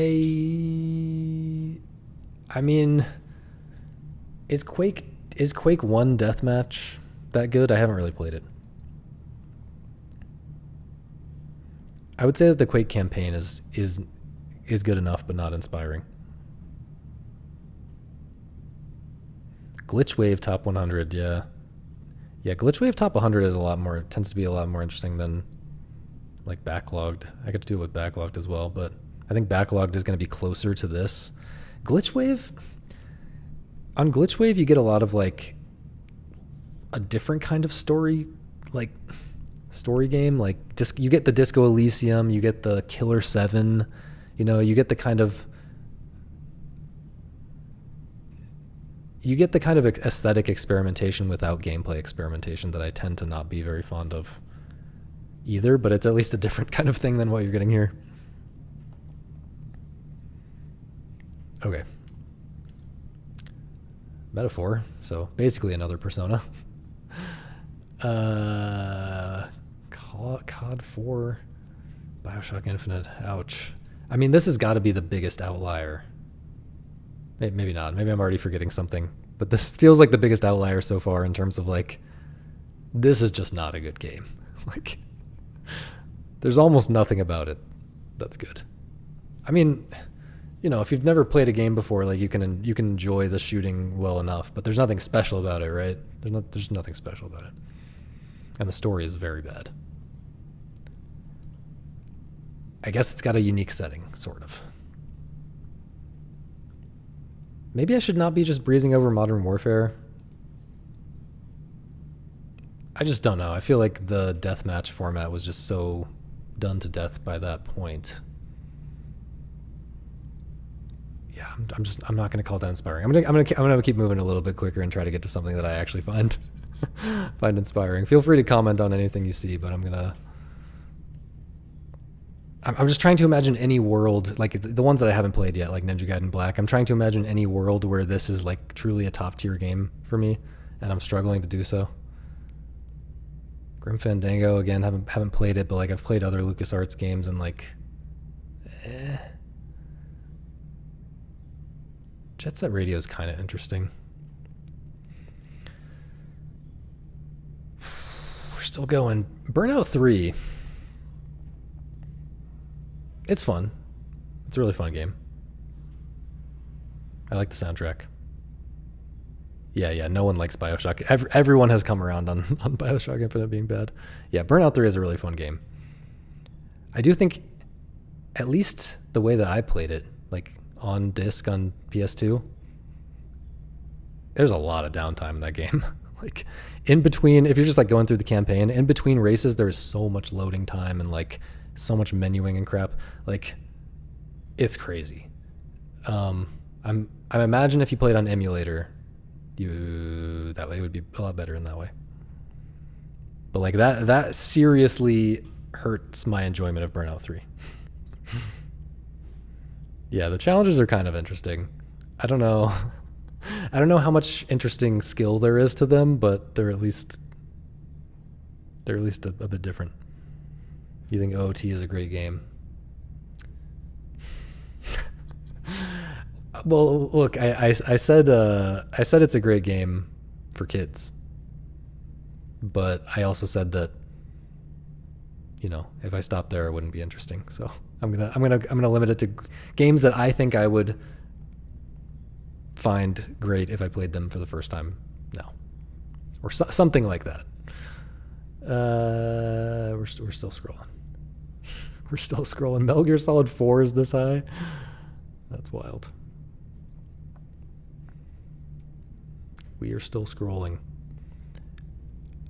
Virtua Fighter seems like a very pure kind of 3D fighting game in a way that, and it has such a limited roster compared to Tekken, which I feel like might make me like it more. I do wonder if I would like Virtua Fighter more than a lot of other fighting games, but I still struggle to imagine liking it as much as I'm really looking for here.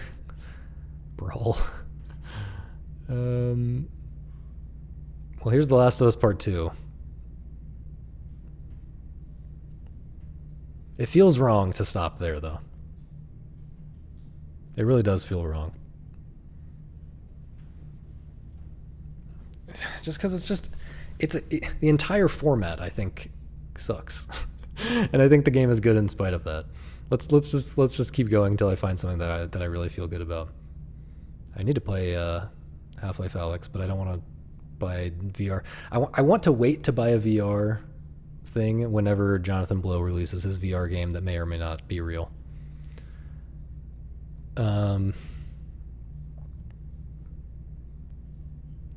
Is Pac-Man... People talk about Pac-Man Championship Edition like it's a very serious hardcore game, somehow a great evolution of Pac-Man. I have seen footage of it and was like, what? I don't... It seems really simple, but I don't know, maybe I need to play that. Divinity Original Sin 2. That's bizarre. Dwarf Fortress.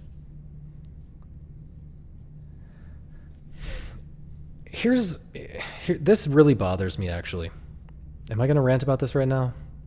Maybe I should save this for a video. I feel like I could do a good video ranting about this. But just as a sneak preview of what that would be. People... How do I say this? I'm going to save it. Sorry. There's just something about the difference between actually playing a game, reviewing your actual experience with the game, and reviewing some concept of the game in your head that has no connection to reality. And I think people... I just wonder how many people actually like Dwarf Fortress. How many people actually like it as a game? Like... versus like they enjoy watching a streamer play it, or they enjoy the fact that it exists and is as crazy as it is, or enjoy that it's the type of thing that you can put in a museum and talk about. Yeah, no, I agree with that, but yeah, that's just what it made me think about. Okay, Unreal Tournament 2004. I haven't played it enough to have an opinion. Okay, well, here we go. I didn't think about that. I forgot that Braid was so much more acclaimed than The Witness. Okay, we can stop for sure at 102. This is also funny in hindsight, by the way. Like, this game would not be in the 90s if it came out today. I mean, it's not really a fair... There are potential valid reasons for that, but also just like the critical landscape. What critics are looking for has changed so tremendously, even though what I am looking for has really not. Like, I enjoyed Braid at the time and I enjoy it for the same reasons Now I just enjoy it even more now because I understand things more. Like it's easier for me to understand what it's going for now than it was when I was 18 or whatever.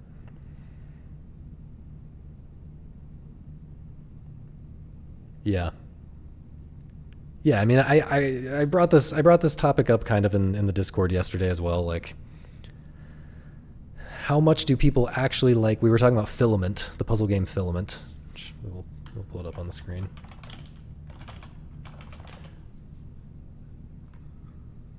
This game.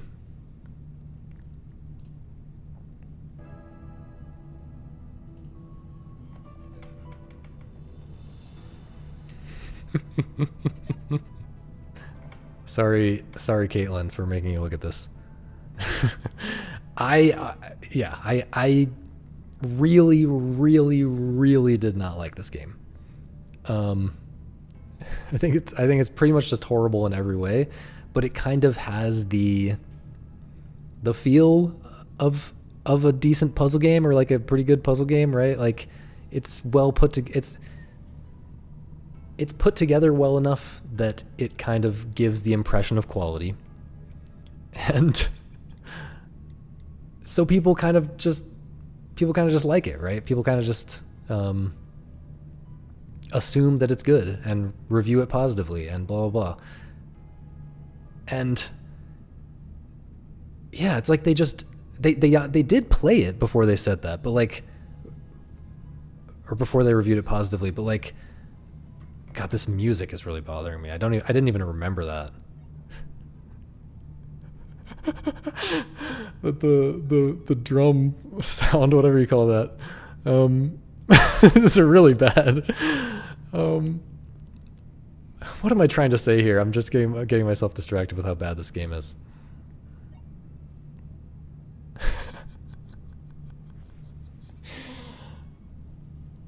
Anyway, there are multiple ways in which there are multiple ways in which people struggle to, or not even struggle, they just don't even try to actually think about whether they enjoyed the game, or maybe they like suppress the fact that they didn't enjoy the game, suppress their lack of enjoyment so that they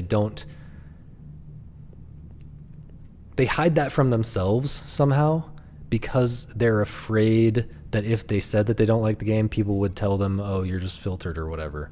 I think that's also a thing that happens. There's so many different ways in which people hide their actual opinions from themselves, and people fail to talk about the things, their actual experience with the game. Yeah, I don't know. This game is so horrible. I remember this specific level. Oh, God. Or they just feel like they have to give it points because of competence and other aspect. That's a good point. That's a good point. But like, yeah, hopefully we all understand why that's not a reasonable thing to do, or a useful thing to do. You know, like art, 10 out of 10. Music, 10 out of 10. Replayability, 10 out of 10. Story, 10 out of 10. Gameplay, 1 out of 10. Final score, 8 out of 10. Like, that's just not that's just not how it works. Like, it's just really not how it works. First of all, this is not truly 10 out of 10 art or whatever. Like, it's 10 out of 10 serviceable to make the gameplay work. It's not 10 out of 10 like I would go to a museum to see this. And same, I think the music is 1 out of 10 honestly in this game from what I've just heard. But the music, even if the music were like good for a game, it's not 10 out of 10 I would sit here and listen to this as an album. I don't know. It just doesn't make sense.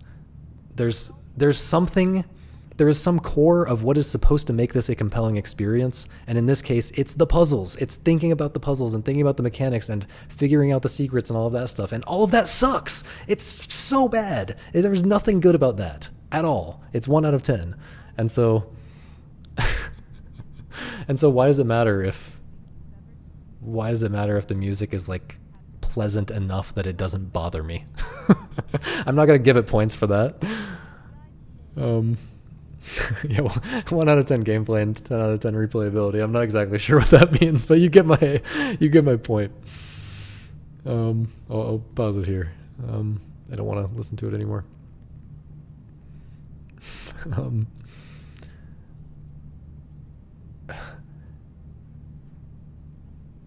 Yeah.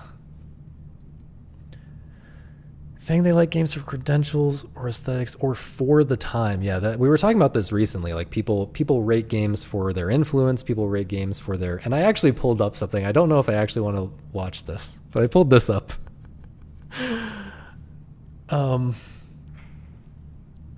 I watched the first couple minutes of this, and I don't actually care about the list, by the way. I don't actually care about the list, but I think it reveals something interesting related to what we're talking about right now. The way that he intros this video. So let's... Was there something else I wanted to say about... No, we can be done with that. That's something interesting as well. That's something interesting as well. Maybe I'll save some of these things for next stream. At this point, let's watch the first couple minutes of this video and see how we feel about it, if we're on the same page or... This is this is kind of, you know, I'm gonna make you watch a very bad video right now, okay? Right after making you watch film and gameplay, I'm gonna make you watch a video that I think is horrible, but I think it's potential. It brings up some interesting things. Nowadays, it feels like basically every game is a masterpiece. Game of the year? Yeah, that's a masterpiece. 10 out of 10 on IGN? Gotta be a masterpiece. Did it make you go, wow, even a single time? Safe to say, it's probably a masterpiece. I'm guilty of this too. I made a PB&J the other day and called it a masterpiece. To be fair, I was right. But when everything is a masterpiece, nothing is. So allow Okay, totally agree with this, by the way. This is my Where's My Egg video again. me to overanalyze this imaginary problem by asking a question. If you had to take the thousands of masterpieces we currently have and reduce them down to the lowest possible number, just 7 games, what would those 7 games be? What games would you consider the... First of all, where do we think he's going? What games? What games are we getting? No idea. I have already seen the answer, so I can't guess. But if you want to guess, here's your chance before I... 7 true masterpieces. Before we get to it, let's get some out of the ground rules intro. out of the way. First off, before you say it, no, this is not just a list of my personal favorite games. That list is on my Patreon, which you can join to help justify spending hundreds of hours on these videos. That's not to say this is some purely objective and perfect list. Believe me, there's plenty of personal bias in here by virtue of me being, well, a human, but I tried to stay as true to my methodology as I could. This task was practically impossible, and it only got more challenging the further down the rabbit hole I went. Eventually though, I was able to come up with a methodology that feels as close to accurate as I can make it. So let's start there. What exactly is this methodology? How did these games make the list, and what am I prioritizing here? Well, I've done some research on masterpieces and narrowed it down to 7 essential attributes that make... I think you might be underestimating how much work it takes to put together a 26-minute YouTube video that's like as densely edited. Like, think about making, first of all, think about just opening all of these games to get the footage. But then, like, you know, making graphics and, you know, high effort graphics, high effort thumbnail, high effort editing. I don't know about hundreds, but at least over 100 I would not bat an eye at that. Make a game a true masterpiece. Think of these less like boxes to check and more like a single large bucket to fill. A game doesn't necessarily require all 7 attributes. Okay, so seven attributes that make something a masterpiece. Here we go. It just needs enough of them together to add up and collectively reach a certain threshold. Equally, you'll quickly see that they have a lot of overlap. It's next to impossible for a game to max out one of these without inadvertently bleeding into another category. Okay, the attributes are as follows. Attribute 1, influence. The game...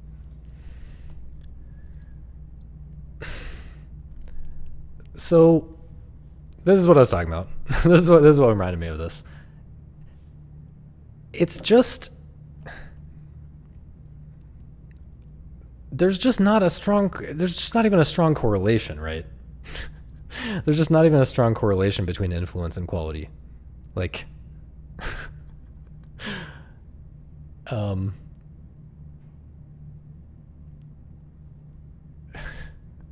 Yeah, I don't know. I'll let it keep going for a minute. needs to have some kind of profound level of influence on the rest of the medium. This is often seen through direct imitation or replication like Genshin Impact to Breath of the Wild or Wild Hearts to Monster Hunter. A true masterpiece should have influence so substantial that magically removing the game from the timeline would dramatically alter what the medium looks like today. Attribute 2. Quality. This is probably the most common use of the term. The game needs to have outstanding quality next to its peers. Simply So, number 2 is quality. I just find it so funny that there are 6 other categories that are not quality, man. Like, how do you even come up with 6 other things that are not quality that determines whether a game is high quality? It's just But a insane. true masterpiece should be a very, very good game. Attribute 3. Uniqueness or novelty. This is a weird one, but the importance of doing something new and exciting really can't be understated. This is where we'll really start to see these attributes blend together, as oftentimes the most unique games also tend to be some of the most influential if they're successful enough. Attribute 4. Timelessness. A masterpiece shouldn't really age all that much. Sure, tech gets better, that's inevitable, yet a masterpiece from 30 years ago should still be a fun game today. Attribute 5. Impact. While influence is more about copying and taking clear inspiration from some. Now, I will say, actually, the game's aging thing is very stupid, I think, the way that people normally talk about it. But I will say it ties in with the uniqueness, which I do think there's something to that. The uniqueness / novelty idea. Like,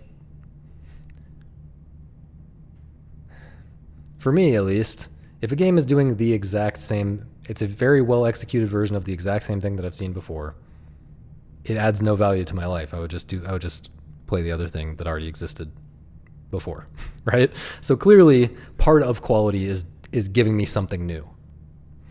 But I do think aging well, you could think of aging well, this is not how people often mean it, but you could think of aging well as just like, it still holds up today in terms of like, it's still fresh today, you know? Like, it was not only unique / novel at the time, but it was somehow unique enough, unique in some kind of deep way that was hard to fully replicate. And so the stuff that it inspired was not able to displace it in the canon, right? It is still, despite many years passing and many games being inspired by it, it is still the best example of some particular thing. I think that is valid, and yeah. There is an element where masterpiece does kind of convey a sense of like renown and influence, etc., in a way that It's a Really Good Game doesn't. That's not my that's not my lived experience. To me, a masterpiece is just a really good thing. Literally it's a master. A master has made this piece. Like, it's just, yeah. Yeah, I don't know, maybe. You could be right. Something, Impact represents some kind of paradigm shift that was directly caused by the release of that game. Pong, for example, has relatively low influence, but arguably the highest impact of any video game. I mean, what the hell are we even talking about?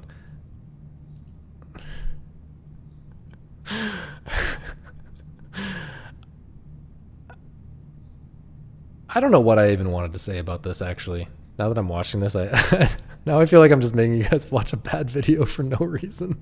Let me finish this out and see it. Game by virtue of being the first. Attribute 6. Universality. Anyone from any background should be able to immediately appreciate why this game is special. It's not just great for JRPG fans or puzzle game fans. It's something that Brother.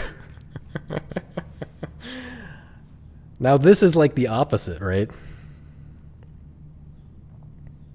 This is actually the opposite of what quality means. Like,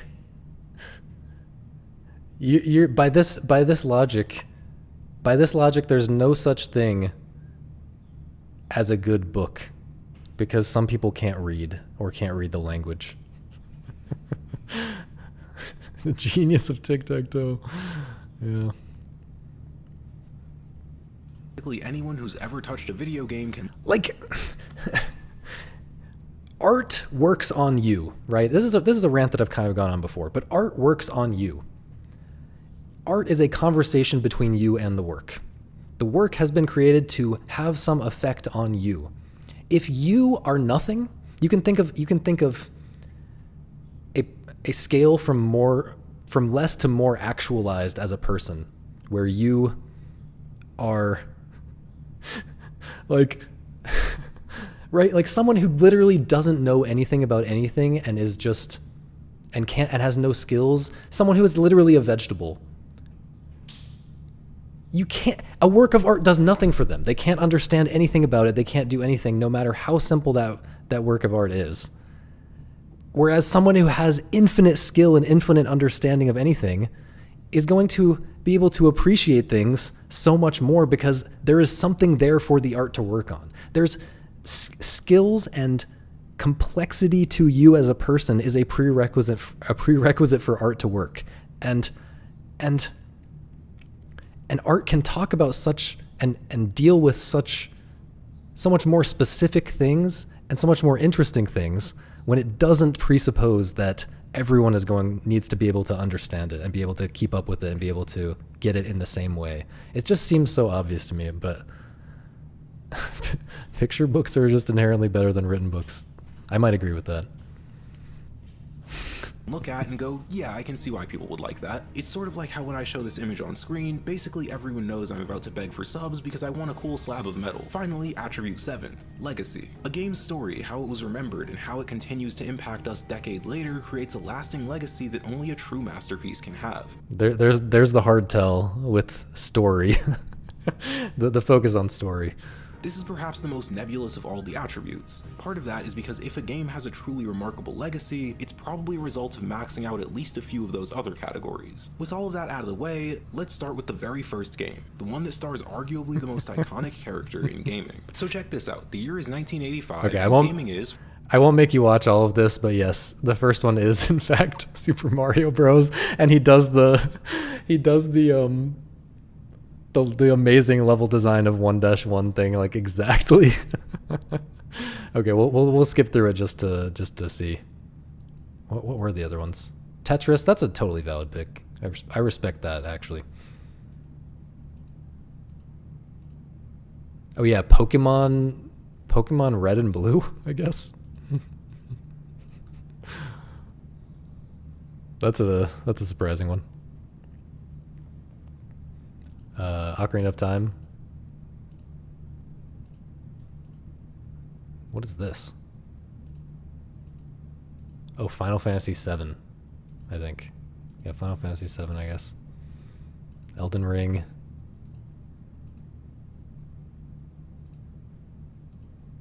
Wait, what? So that's Ocarina of Time. Oh, Doom 1993 was the other one. Is that it? Oh no, Minecraft. Okay. Whatever. Oh, here we go. 7 true masterpieces. Tetris, Super Mario Bros., Doom 1993, Pokemon Gen 1, Ocarina of Time, World of Warcraft. Oh, never mind. It wasn't Final Fantasy. It was World of Warcraft. Oh, it wasn't Elden Ring either. Sorry. My skipping through misled me. But yeah, 7 true masterpieces. Whatever. Who cares? Like, I just don't... I don't... The entire permit... This is...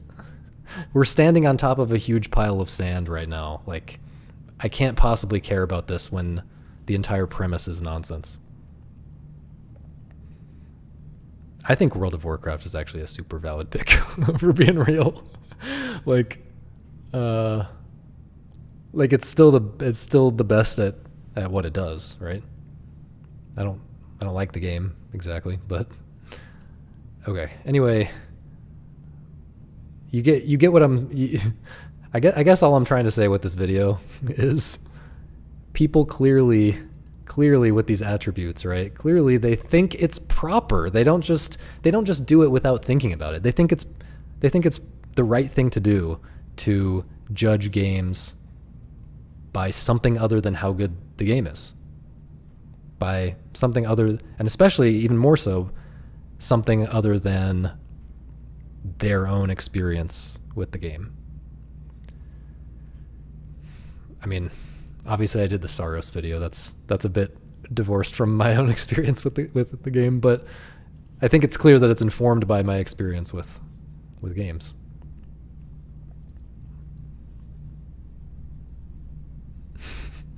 When I played SMB 1, I didn't realize I was experiencing a masterpiece. That actually kind of gets at something. I don't know how exactly you meant that, but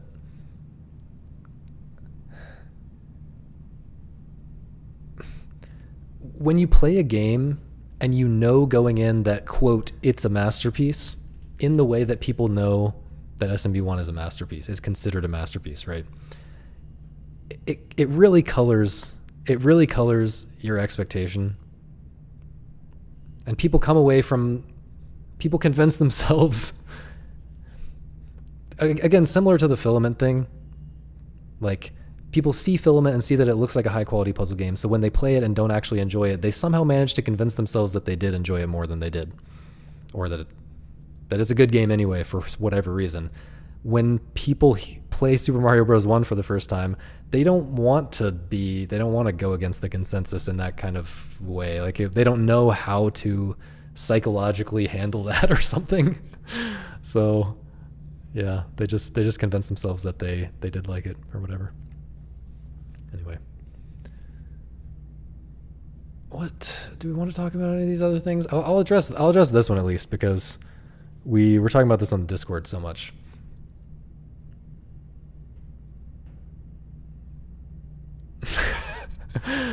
What we're doing is kind of like going to a community center workshop and making fun of their book club. In what sense? Like, yeah. I mean,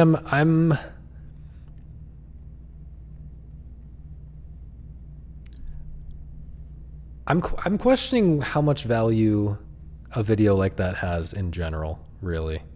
Like, yeah, generally I do try to avoid bringing something that is just complete garbage to the stream, right? Like, I'm trying, like, look, like, this is interesting. This tweet is interesting. It is garbage, but it's also interesting. Like, it's, you know, it's bringing up a genuinely interesting topic. This thing about fighting games that I maybe want to talk about at some point, this is interesting. This is interesting. I've got stuff that's actually interesting here, but so yeah, I'm not just trying to like shit on every dumb video essay. I really don't want the stream to be like that. We have to be real that they're in it for different reasons. They're in it for different reasons, for sure. But what I'm disagreeing with, again, I don't actually care about the list itself. What I have a problem with is the premise, because I think that is not the correct list, even for the way that they are in, even for what they want out of video games. I don't think it's the correct list, because the premise is like this super artificial thing that is just not of value to anyone. Like, you know, like what I was saying about all the different attributes. Like, you could just do quality. Like, you could just do quality, man. You could just have one attribute, and the attribute is quality, and it can just be the type of quality that you like instead of the type of quality that I like, and I wouldn't have anything to complain about here, and I would let you live your life. But like, the fact that it's all about, I just have a problem with the fact that people don't actually engage with art in a personal way at all. They engage with it as a social, it's like, it's about being part of a scene for people, and I just want people to engage with things for what's actually special about them, right? I want people to, this is why I want people to play video games for the gameplay mostly, instead of the story or whatever, because, or the art or whatever, because those things are done better in other mediums for the most part. You know, I want people to engage with the gameplay because that is what is most special about video games. So it bothers me on some level when people are, polluting the video games discourse with all this crap that's like not even, you could go somewhere else and get that, right?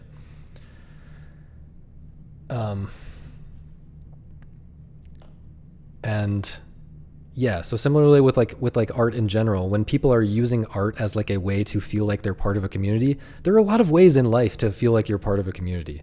You don't have to like poop up the discourse for the people who are actually trying to talk about art, or even entertainment, right? Like it's a stretch to say that he's talking about art in that video, but he's talking about entertainment. Like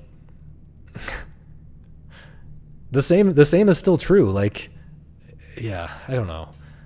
Obviously it's more complicated than that. And like video games, especially like as entertainment, they're satisfying a lot of different needs, human needs at once. Like people are getting some kind of escapism type things out of it. They're getting some kind of enjoyment and some kind of interesting experience out of it. It's also something that they can talk about with their friends. It's also something that they can play with their friends. It's whatever. Like, and ultimately that's fine. It's just, I just wish people would, I don't know what I wish. Maybe you're right that I'm being a little bit unfair by critiquing this video so much, but I do think the premise, the attributes thing is very stupid. And yeah, it's obviously the video is obviously pandering to what everyone already, like there's no surprising choices in the video, right? He has no opinion. He's just saying what everyone expects him to say, and then everyone can stand up and cheer and clap. Okay. Let's talk about something a little more interesting. So in the Discord we were talking about sandboxy games. And what I find interesting is that thinking of sandboxy as like a quality that games can have more or less of, not just like like a true simulation game. Like I don't even know what a good example of a simulation game is, but like Minecraft, like free play mode or whatever, the creative mode I guess is what it's called. Minecraft creative mode is like very sandboxy, right? Whereas something like Breath of the Wild is like a little less sandboxy. Breath of the Wild I would still consider a very sandboxy game, but it does have, explicit goals, quite a few of them. Maybe explicit is the wrong word, but there's obvious goals, right?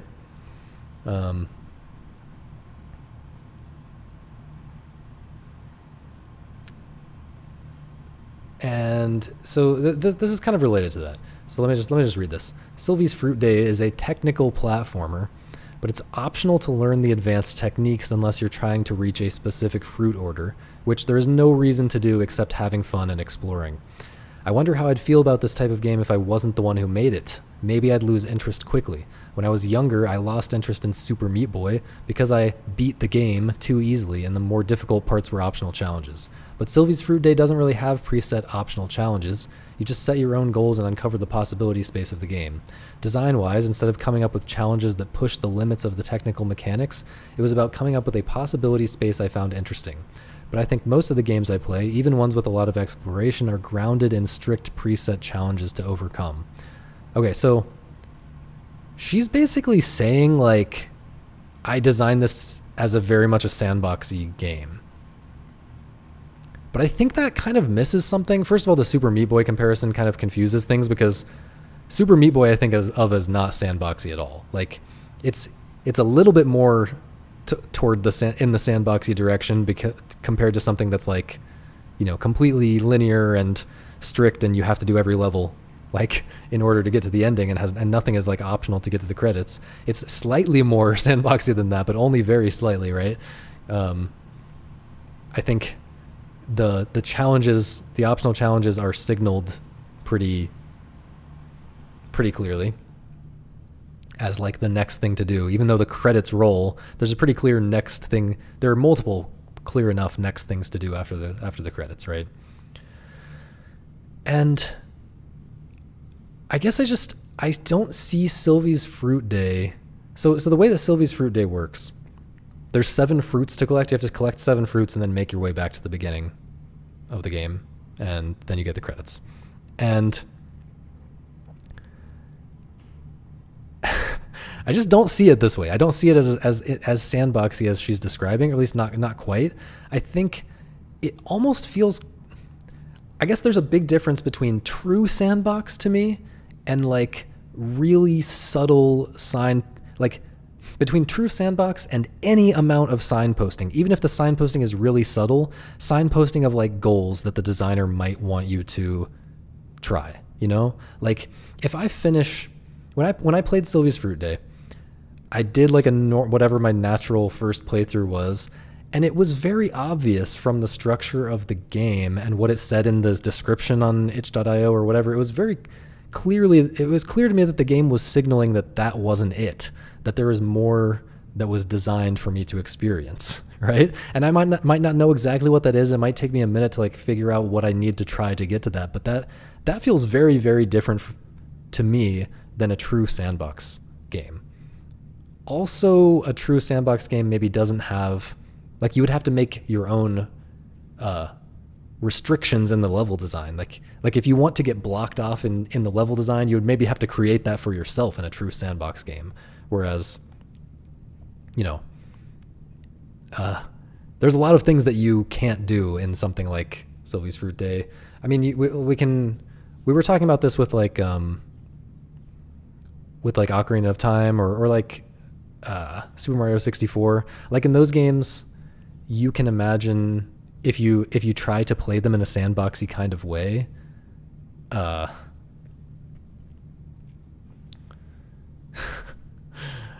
feel like I'm kind of confusing things with this example, but I'll commit to it. If you play them in a sandboxy kind of way, there are things that you obviously just can't do. Like you can't get through this area without this item or whatever, and those restrictions are something that you can potentially try to figure out another way around, and that kind of leads into, you know, approaching the game in that way kind of leads you into like speedrunning, glitch hunting type of appeal, and you could enjoy the game that way. Now, the reason why that might be a confusing example is because Ocarina of Time does not signal that as it doesn't encourage you to play the game in that way, like at all. That you would have to take that on as your own prerogative. But yeah, what interests me about this, well, one of the things that interests me is just that when I play Sylvie's Fruit Day, there is no moment where I am looking for what the interesting thing might be for me to experience in this game. Whereas when I play a sandbox game, that's like the whole thing. The whole game is me trying to come up with a challenge where I can, or something that I could theoretically do and just mess around to make it happen. Whereas in Sylvie's Fruit Day, it's like the challenge is right there. Like it's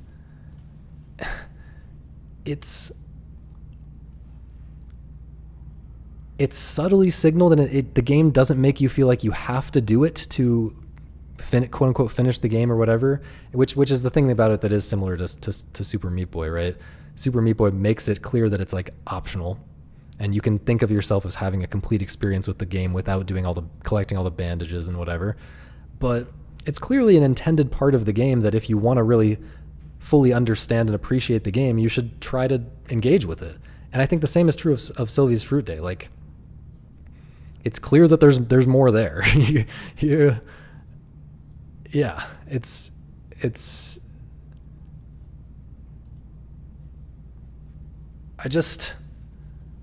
for me, even though I think of myself as wanting explicit challenges, it actually doesn't matter to me how explicit the challenge is. I want the challenges to be there and to be designed. I don't care how explicit they are. They can be as subtle as you want them to be, and well, that's not true. But they can be really subtle, and actually, there's an argument to be made that they actually work better for me maybe when they're really subtle, because then I'm getting the experience of doing the challenge, but I'm also, before I do the challenge, I'm getting an experience of some kind of subtle communication thing where the game is like, there's gameplay to that. There's gameplay in it can be an interesting experience just to interpret the subtle signposting that the designer is has put in the game to lead you to the optional challenges, right? Like now, yeah. I'm trying to think of an example that's not spoilery, and that people know more than Sophie's Fruit Day, but hopefully you get what I mean. Like, somehow, maybe this sandboxiness spectrum that I'm imagining doesn't actually make sense, because, like, to me, it feels like if you go way over towards sandboxy, like almost all the way to sandboxy, it's like great for me. Like, it's like making the signaling very subtle, where like there's challenges in there, but you have to like figure them out for yourself, and that's also interesting gameplay, or at least it can be. Like, I'm super cool with that. But then one more step over the line where you no longer have the challenge, or you no longer signal the challenges at all, and I have a big problem with it, right? But I guess that's just one axis of sandboxiness, really. It's how clearly the challenges are signaled. And then a different thing would be, are there explicit challenges in the game at all? But yeah. Yeah, I don't know. I'm just infinitely interested in this, in why it is that I can't get into sandbox games, and so many people get really into them.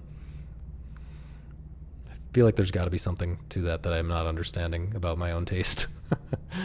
But this thread has helped me clarify that a little bit, at least. Yeah, Laney game is really good. What's up, Cube? Laney game is really good about the subtly signposted optional challenges. Really, really good. I feel like her vision could have been a lot more realized if the tech didn't let you do whatever you wanted. Then there would be more to the intrinsic versus extrinsic design she seems to be getting at. Yeah. I'm just talking about what the game actually was, which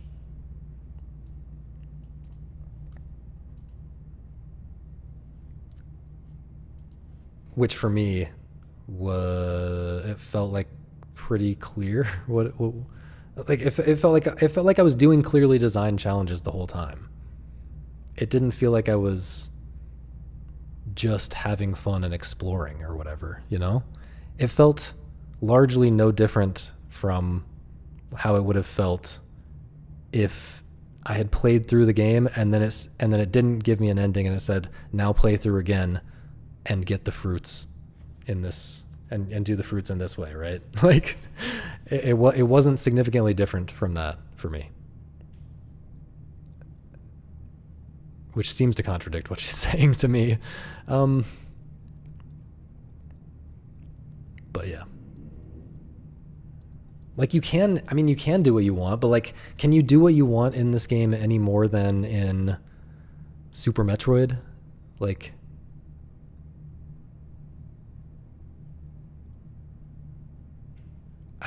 I guess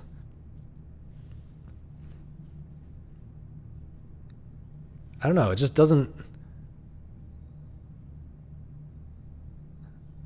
I don't know. My brain is falling asleep after 2.5 hours of stream. maybe I just need to call it. But did I like Lego as a kid? I was actually just talking about this with Misa. I hated Lego as a kid. That's not true. I just didn't care about it. I just didn't care about Lego. Now, I did mostly know about Lego as like this thing where you follow the instructions, which is very different from classical Lego, which is where you just, build stuff creatively for fun. But I do think that's a bit different than the game. I don't think my apathy, my lack of caring about Lego as a kid really says much about me and Sandbox games now for a couple of reasons. One is the type of creativity involved in making a dinosaur out of Lego blocks or whatever is a very visual and concrete kind of creativity that has never appealed to me, just because my brain doesn't. I'm just not drawn to that kind of thing. I'm not a visual thinker at all. I just learned how to see the apple in my head fairly recently, and not very well. So, you know, I'm just not a visual artist in any way, and that's kind of like it's kind of like making a sculpture, right? And that's a very visual kind of thing. So whereas games, you know, sandboxy games are much more abstract, even though they take place in a visual environment usually. A visually like simulated environment. The actual rules are completely abstract, and it can actually help you understand games a lot better if you can see past the visuals into the abstractions, the abstract rules that are governing the space, right? And that's why that's a big part of why games have always interested me. So yeah, I feel like I should still potentially like sandboxy games, but maybe there's some other reason why, some other aspect to my not caring about Legos as a kid, where like it just doesn't feel like I would rather be making some other kind of thing. I don't know. Or I would rather, I don't know. I don't know. Hello, username that I will not try to pronounce. Welcome. There's my answer why others like Sam. Yeah, no, I don't. I really don't think that's true.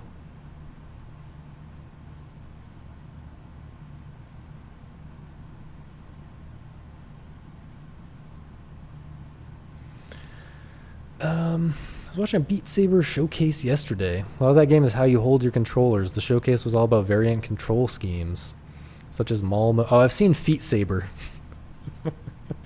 Such as mall mode, where you tie your controllers together into a Darth Maul staff. And they showed off charts which were sometimes amenable to this style of play. That's cool. I've always thought that rhythm games really need to, and often they do a good job of doing this, but they need to lean into the unique control schemes, right? Like, obviously any game can force you into a weird control scheme, but rhythm games, by just being a pure call and response type of thing happening on the screen, usually, I mean, there's all kinds of obfuscation that you can put into rhythm game charting and all of that, but you know, in its most basic form, a rhythm game is just call and response gameplay, right? And so you can go deeper on what is happening physically in your hands or feet or whatever it is that you're using to interact with the game. You can go deeper on that aspect because the actual gameplay is so simple. You can make me do a lot of crazy motions and stuff with my hands or whatever, or with my body. Whereas, you know, if I had to use that kind of control, if I had to use a Guitar Hero controller to interact with Dark Souls, that's going to be, I'm not getting as many inputs per second on the guitar, so it becomes less about the weird control scheme. Simon Says is the masterpiece that inspired rhythm games. I actually wrote about Simon Says in my 2025 Game of the Year post. You should all check that out. I came to the defense of Simon Says in a big way. I think I kind of popped off, not gonna lie.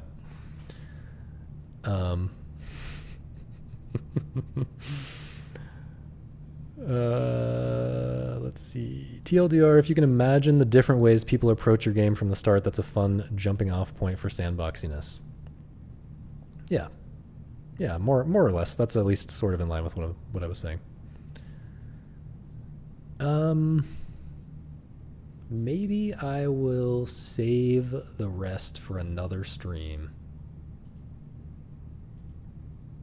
These feel like pretty big discussions. So I think I'll save. Actually, this one will probably be quick. Maybe. Do I have the stamina left? I've been kind of not feeling great, so I don't know if I have the stamina left. Let's call it for now. I'll talk about this another time. Oh wait. I totally forgot I was going to. Okay, I will definitely talk about this another time, because what I was going to talk about was a question that somebody asked on the Discord. And I said, I don't want to respond to this right now. I'll answer on stream. Okay, so here was the question on the Discord yesterday. If you add a timer to a puzzle game, does it become an action game? Okay. If you add a timer to a puzzle game, does it become an action game? Thank you, Misa. How's it going, Samp? So, I have very I have like contrarian takes on genre names and what genres, like I've thought about what my ideal genre categories or whatever would look like for video games, and it's very different from the way that most people talk about genres. So let me just clearly here we're talking about something very high level, right? We're talking about puzzle games versus action games, which are different, super broad categories. So I'm going to try to talk about genres in that kind of way. Like within action games, you can think of like stuff like Devil May Cry. You can think of character action, but you can also think of shmups as action games. You can think of beat 'em ups as action games. You can think of something like Tetris. I'm gonna be considering Tetris, and I do consider Tetris an action game. I consider it an abstract action game. I think that the type of thinking that is going on in your head when you're playing Tetris is not significantly different than the type of thinking going on in your head when you're playing Devil May Cry. It's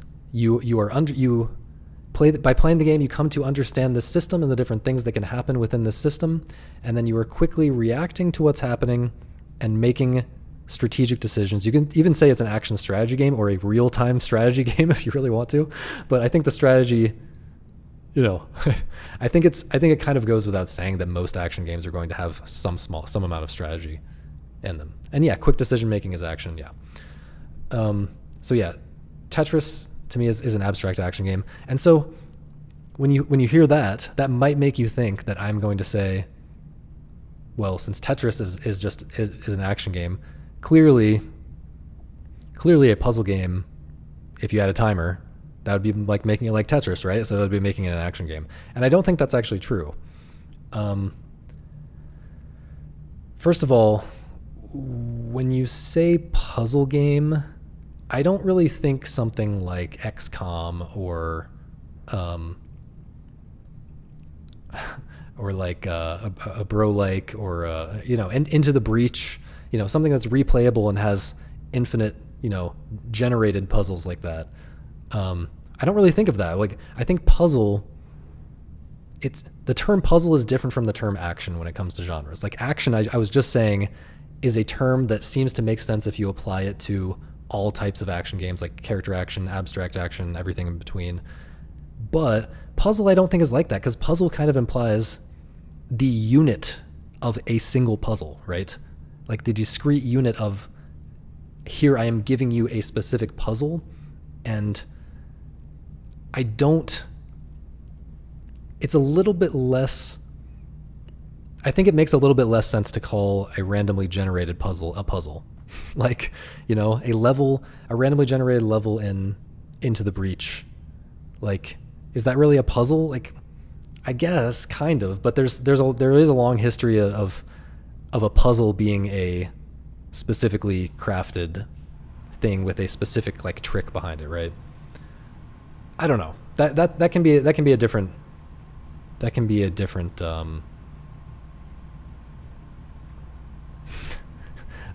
discussion. We'll just assume for the sake of this discussion that something like chess falls into the very broad category of puzzly games. Like, this is why people use the term thinky games, right? I hate the sound of it, right? But this is why people use thinky games, because it's not really a puzzle game. Like, chess is not really a puzzle game. But it's good to have an umbrella for stuff like that. Now, it doesn't even make sense to add a timer to a true puzzle game. Look, if you take Baba Is You and you add a timer, why are you even doing that? What is the point? Okay, I'll look at it in this example. What is the point of adding a timer to Baba Is You? Because it's not an infinitely replayable game. It's like you're just gonna. What happens if you fail, right? You're just making me go back through something for no reason at all. It's just not the type of game where a timer makes sense, right? A true puzzle game. But if we assume that the question is really about like strategy, more so strategy games or other types of like a replayable kind of puzzly game, then we're maybe getting to what he was actually asking, or what this person was actually asking. So if you take something like Syncopause or something like XCOM or something like Into the Breach, and you add a timer, does it become an action game? And I think the answer is probably still no. Like chess has a timer, right? They use a timer in chess. It's still strongly like always considered to be a strategy game. It's not considered to be an action game. Now, if you make that timer short enough, right? If you make the timer like 1 minute for the entire game, you definitely have to start moving faster.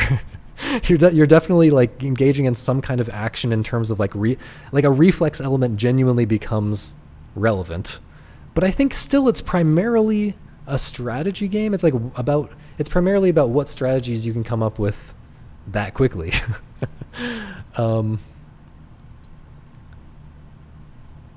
And certainly for a more reasonable timer that you would typically add to a strategy game, like when I was talking about the possibility of adding a timer to Syncopause or something like that, I'm not thinking about a timer that's going to make reflexes relevant at all. But also typically if you're going to add a timer to a strategy game, it's going to be an overarching timer so that you can make some moves faster and then certain moves you can take a really long time thinking about. And so that the fact that you're going to take a long time on certain moves makes it feel much more like a strategy game still. But there is still this question of if you make every single move really, really fast, if you imagine speeding up Into the Breach so that you have to make every move within a quarter of a second or something, then it really does kind of feel like caramel action, right? It does just start to feel like a beat 'em up. And I think the reason that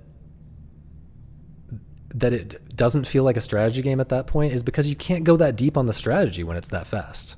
At some point it crosses over into being more of an action game than a strategy game because that's just what's emphasized when it's that fast. It's like you have these heuristics from playing the game over and over again, and generally like what strategies, like there's strategy on a long time scale, like by playing the game over and over again, you slowly develop better and better strategies. That's always an element. That's very often an element of action games, but it's not a strategy game while you're playing it, really, or it's not very deep as a strategy game when you have to make every move within a quarter of a second. Like caramel action does not feel like a strategy game. There's a lot of strategy to it in that overarching sense and whatever, but 99% of the time when I'm engaging with caramel action, it feels like I'm playing an action game. It's about perception.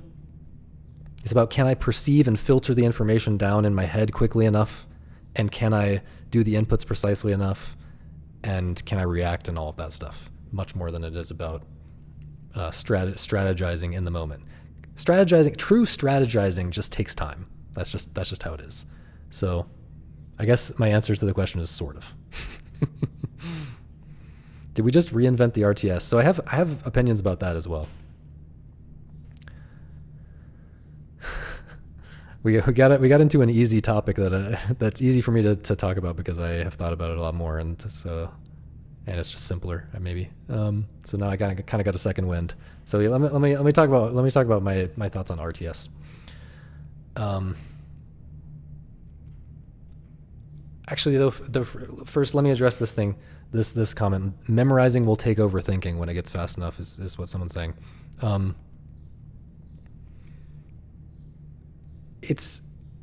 That's kind of true, but I think it's kind of misleading. Like, I think if the game is sufficiently random, like Caramel Action, it can be more like your intuitive understanding more so than memorizing. It's like you kind of understand the space of what can happen in this system, and you understand that, like, here's something that I feel like is under discussed in like action game criticism and stuff.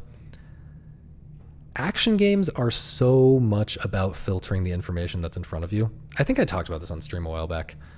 But like with Caramel Action is the perfect example. It's just too fast. If you try to follow everything that's happening on the screen constantly, you just can't do it.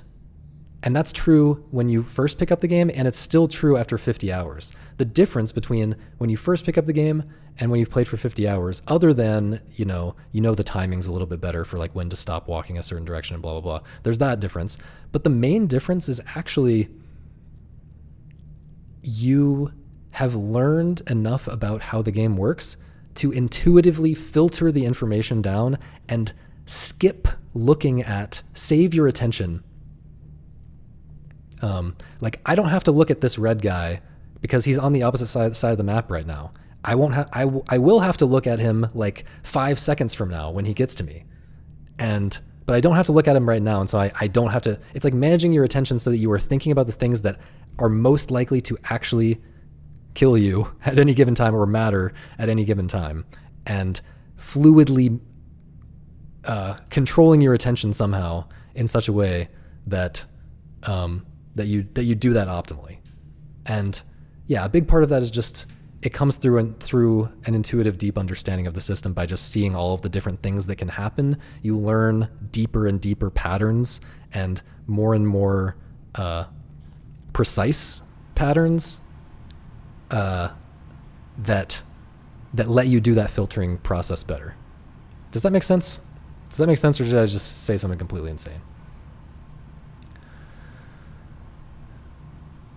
Yeah, I feel like that was a decent. Yeah, I just feel like people don't get at that as precisely as I would like to, and don't talk about that process as precisely as I would like to.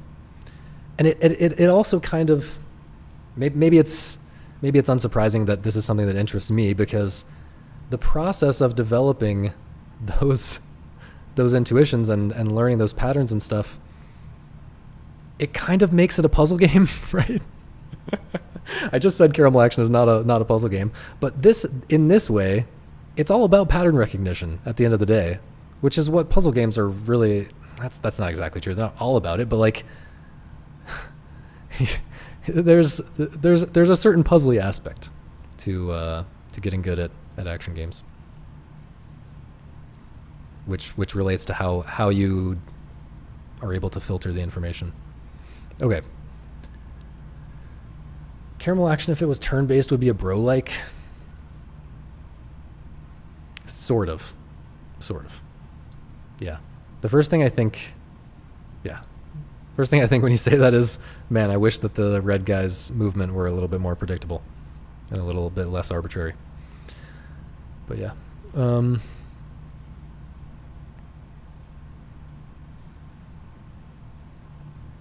I'm convinced this is exclusive to action games. It's kind of the same thing across different time scales with different genres.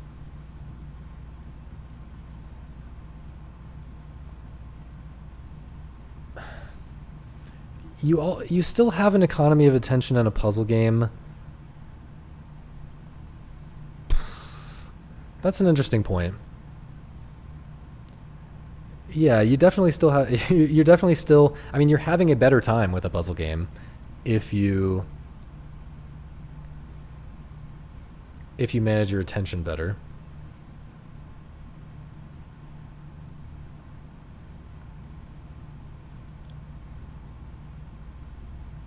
I don't know. It feels very different to me. if there's a, when I play something like Caramel Action or something like Nerds, right?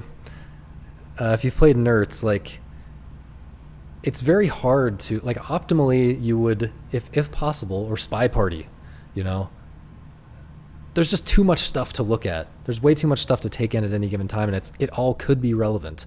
But there's some moments when some things can be more relevant than others, and it's all happening so fast that it really highlights this attention management that is happening all the time in all games and actually in life all the time, right? Like, you are always managing your attention in some way, probably not very intentionally and probably not very effectively compared to what is possible. But there is economy of attention in life, and all the time. But yeah, an action game highlights it in a very particular, crisp way that I like and that I feel like is under discussed. Maybe that's all I have to say about it.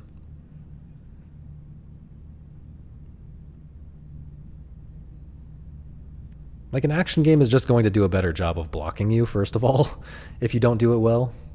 If you don't do it really well. But also, yeah, I think there's something about the pace. That also highlights it.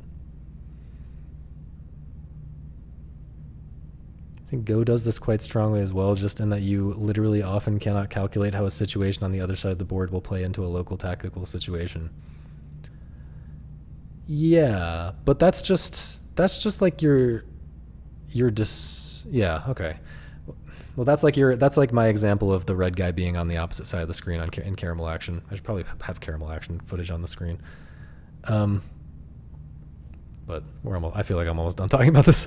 But yeah,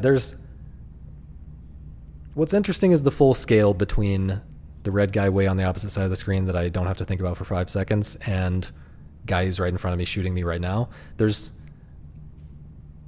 it's not just about the scale of how. There's a scale of, like, how long from now something is going to be relevant, but there's also a scale of, like, how likely it is to be relevant. Like, right now I don't know if I'm going to take the left route or the middle route through this room in Caramel Action. And so this thing could be relevant when I get over here if I'm taking the left route, but it's not going to be if I take the middle route. And I have to, like, somehow remember that and manage it. And so it's, I don't know, it gets very complicated and nuanced in a way that, like, I can't even give a good example because I can't even, like I would have to watch. Like, actually, if I pull up my let's see if I can find, how easily can I find myself when I search, by the way? Pretty easily. Okay. If I find this and I skip to when I'm actually when I'm actually talking about the run. There's one specific example.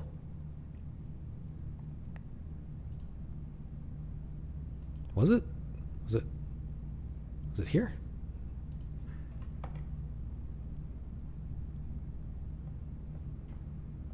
I thought I backed up and talked about, okay, maybe it was in the second loop.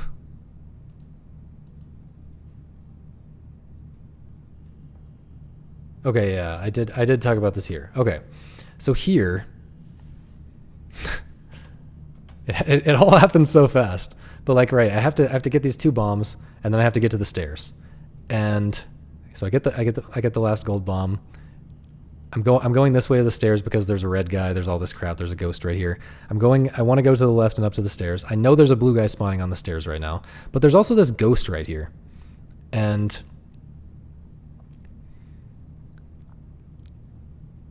I'm just I'm thinking ahead about, like, all these different things that can, like, I've filtered out a lot here. I've filtered out the green guys even though they're close. I've even filtered out, like, what this blue guy is doing exactly, because basically what I'm doing here is I'm going to step up right here because I want this blue guy to fire in this column to waste his time, and then I can step left and get to the exit. Whereas if I did the natural thing to get distance between myself and the ghost by stepping left here, and then walking up, I would have to actually stop and fire at the blue guy, and then I would maybe be screwed because the green guy would block me or whatever. Like, there's this really fast-paced interplay between what is the thing that makes the most sense for me to do right now and what can I filter out right now. And every time I'm like changing my course in a very minor way, I have to like be ready to like shift my entire paradigm of like what I'm paying attention to. I don't know, like it's really hard to explain, but like, yeah, by the way, I'm not trying to argue. I'm just trying to like, I'm trying to get at what feels different about it in action games, because yeah, I do think it's true that it's obviously relevant in any game, especially with a timer, but really it's relevant to your enjoyment of any like game, even like a puzzle game or whatever, that you're managing your attention well.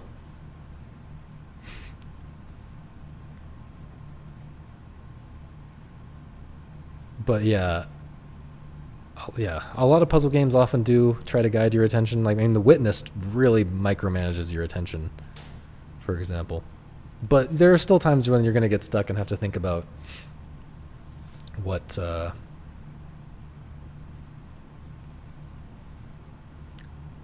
you should be thinking about. Strategize around what you should be thinking about. Anyway, that's that. But yeah, back to what I was saying, the RTS thing. Did we just reinvent the RTS? I think RTS is such... When I hear RTS, I don't hear StarCraft, right? Some people hear RTS and they're just thinking about StarCraft, which I understand that's the conventional definition of the genre or whatever. But real-time strategy is such a broad thing, and it makes me think much more about stuff like Caramel Action and more so stuff like Spy Party, where, because Caramel Action obviously does have a big action emphasis, and it's fast paced. The inputs are fast paced in Caramel Action, right? Spy Party is different, and even like Nert's kind of fast paced, but Spy Party I feel like hints at the great potential of the true real-time strategy game. Okay, like let me pull up Spy Party in case you don't know it. I need to set up the freaking whatever you call the shortcuts in this browser. I don't have it on my... Why do we got the freaking... For tournament play, do they use the worst graphics? Oh, here's the better graphics. That's weird. I'm just gonna try to find... I'm just gonna try to find the good graphics.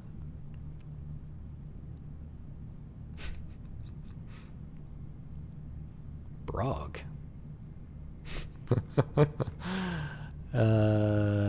Sure.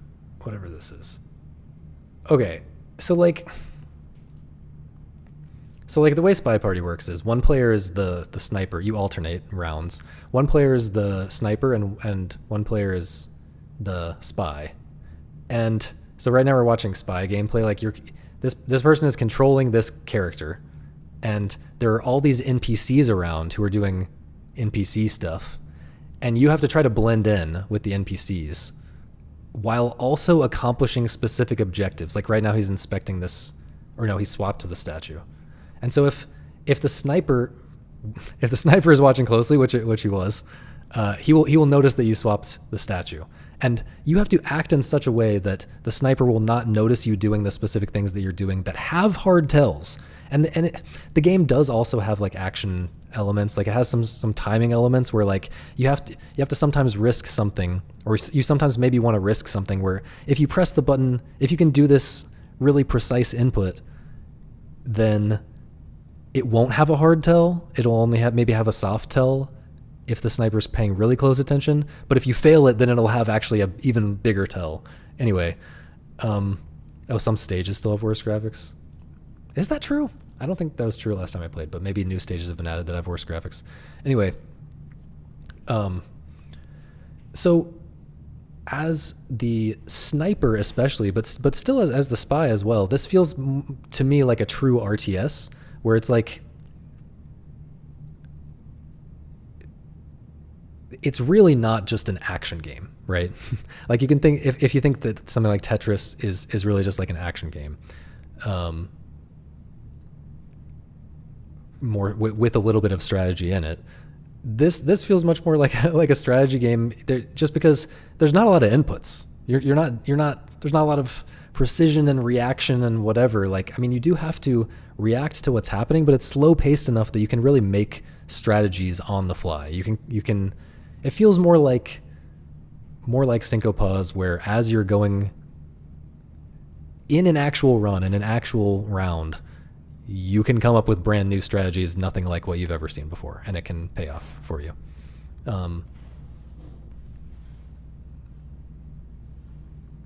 Yeah, that's just my thoughts on RTS. I just feel like there's so much more potential when you think of RTS broadly, but I also don't think that Spy Party points directly to like a huge untapped genre of games like Spy Party exactly, because like the statue swapping is really they need to learn that that's like the worst. You really want to avoid swapping the statues most of the time. But you know, Spy Party is this very specific like human behavior based game, right? And I don't necessarily think there's a deep well there that other games need to be exploring, but just in the broader sense of like this kind of pace of a strategy game, feels like it's really underexplored.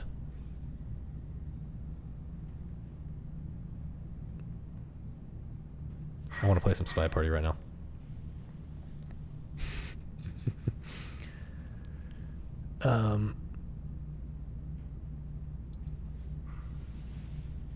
Yeah.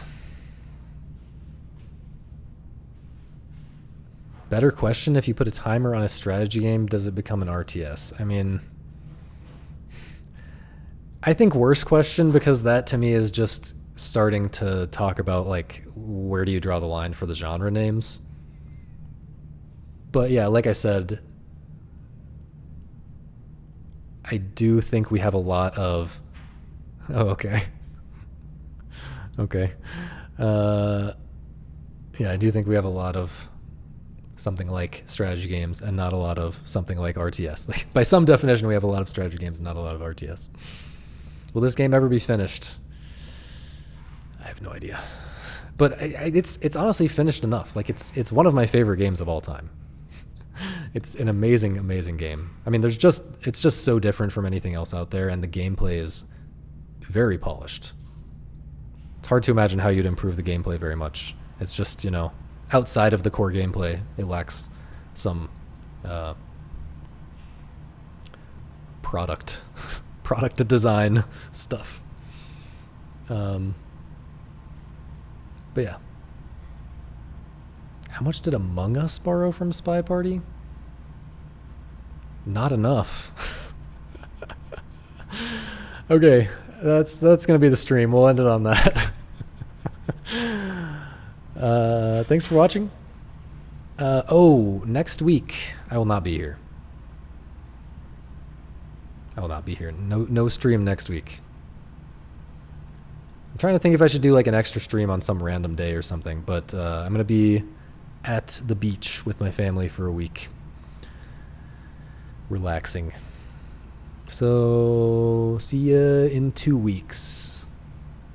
Thanks for hanging out. Bye bye.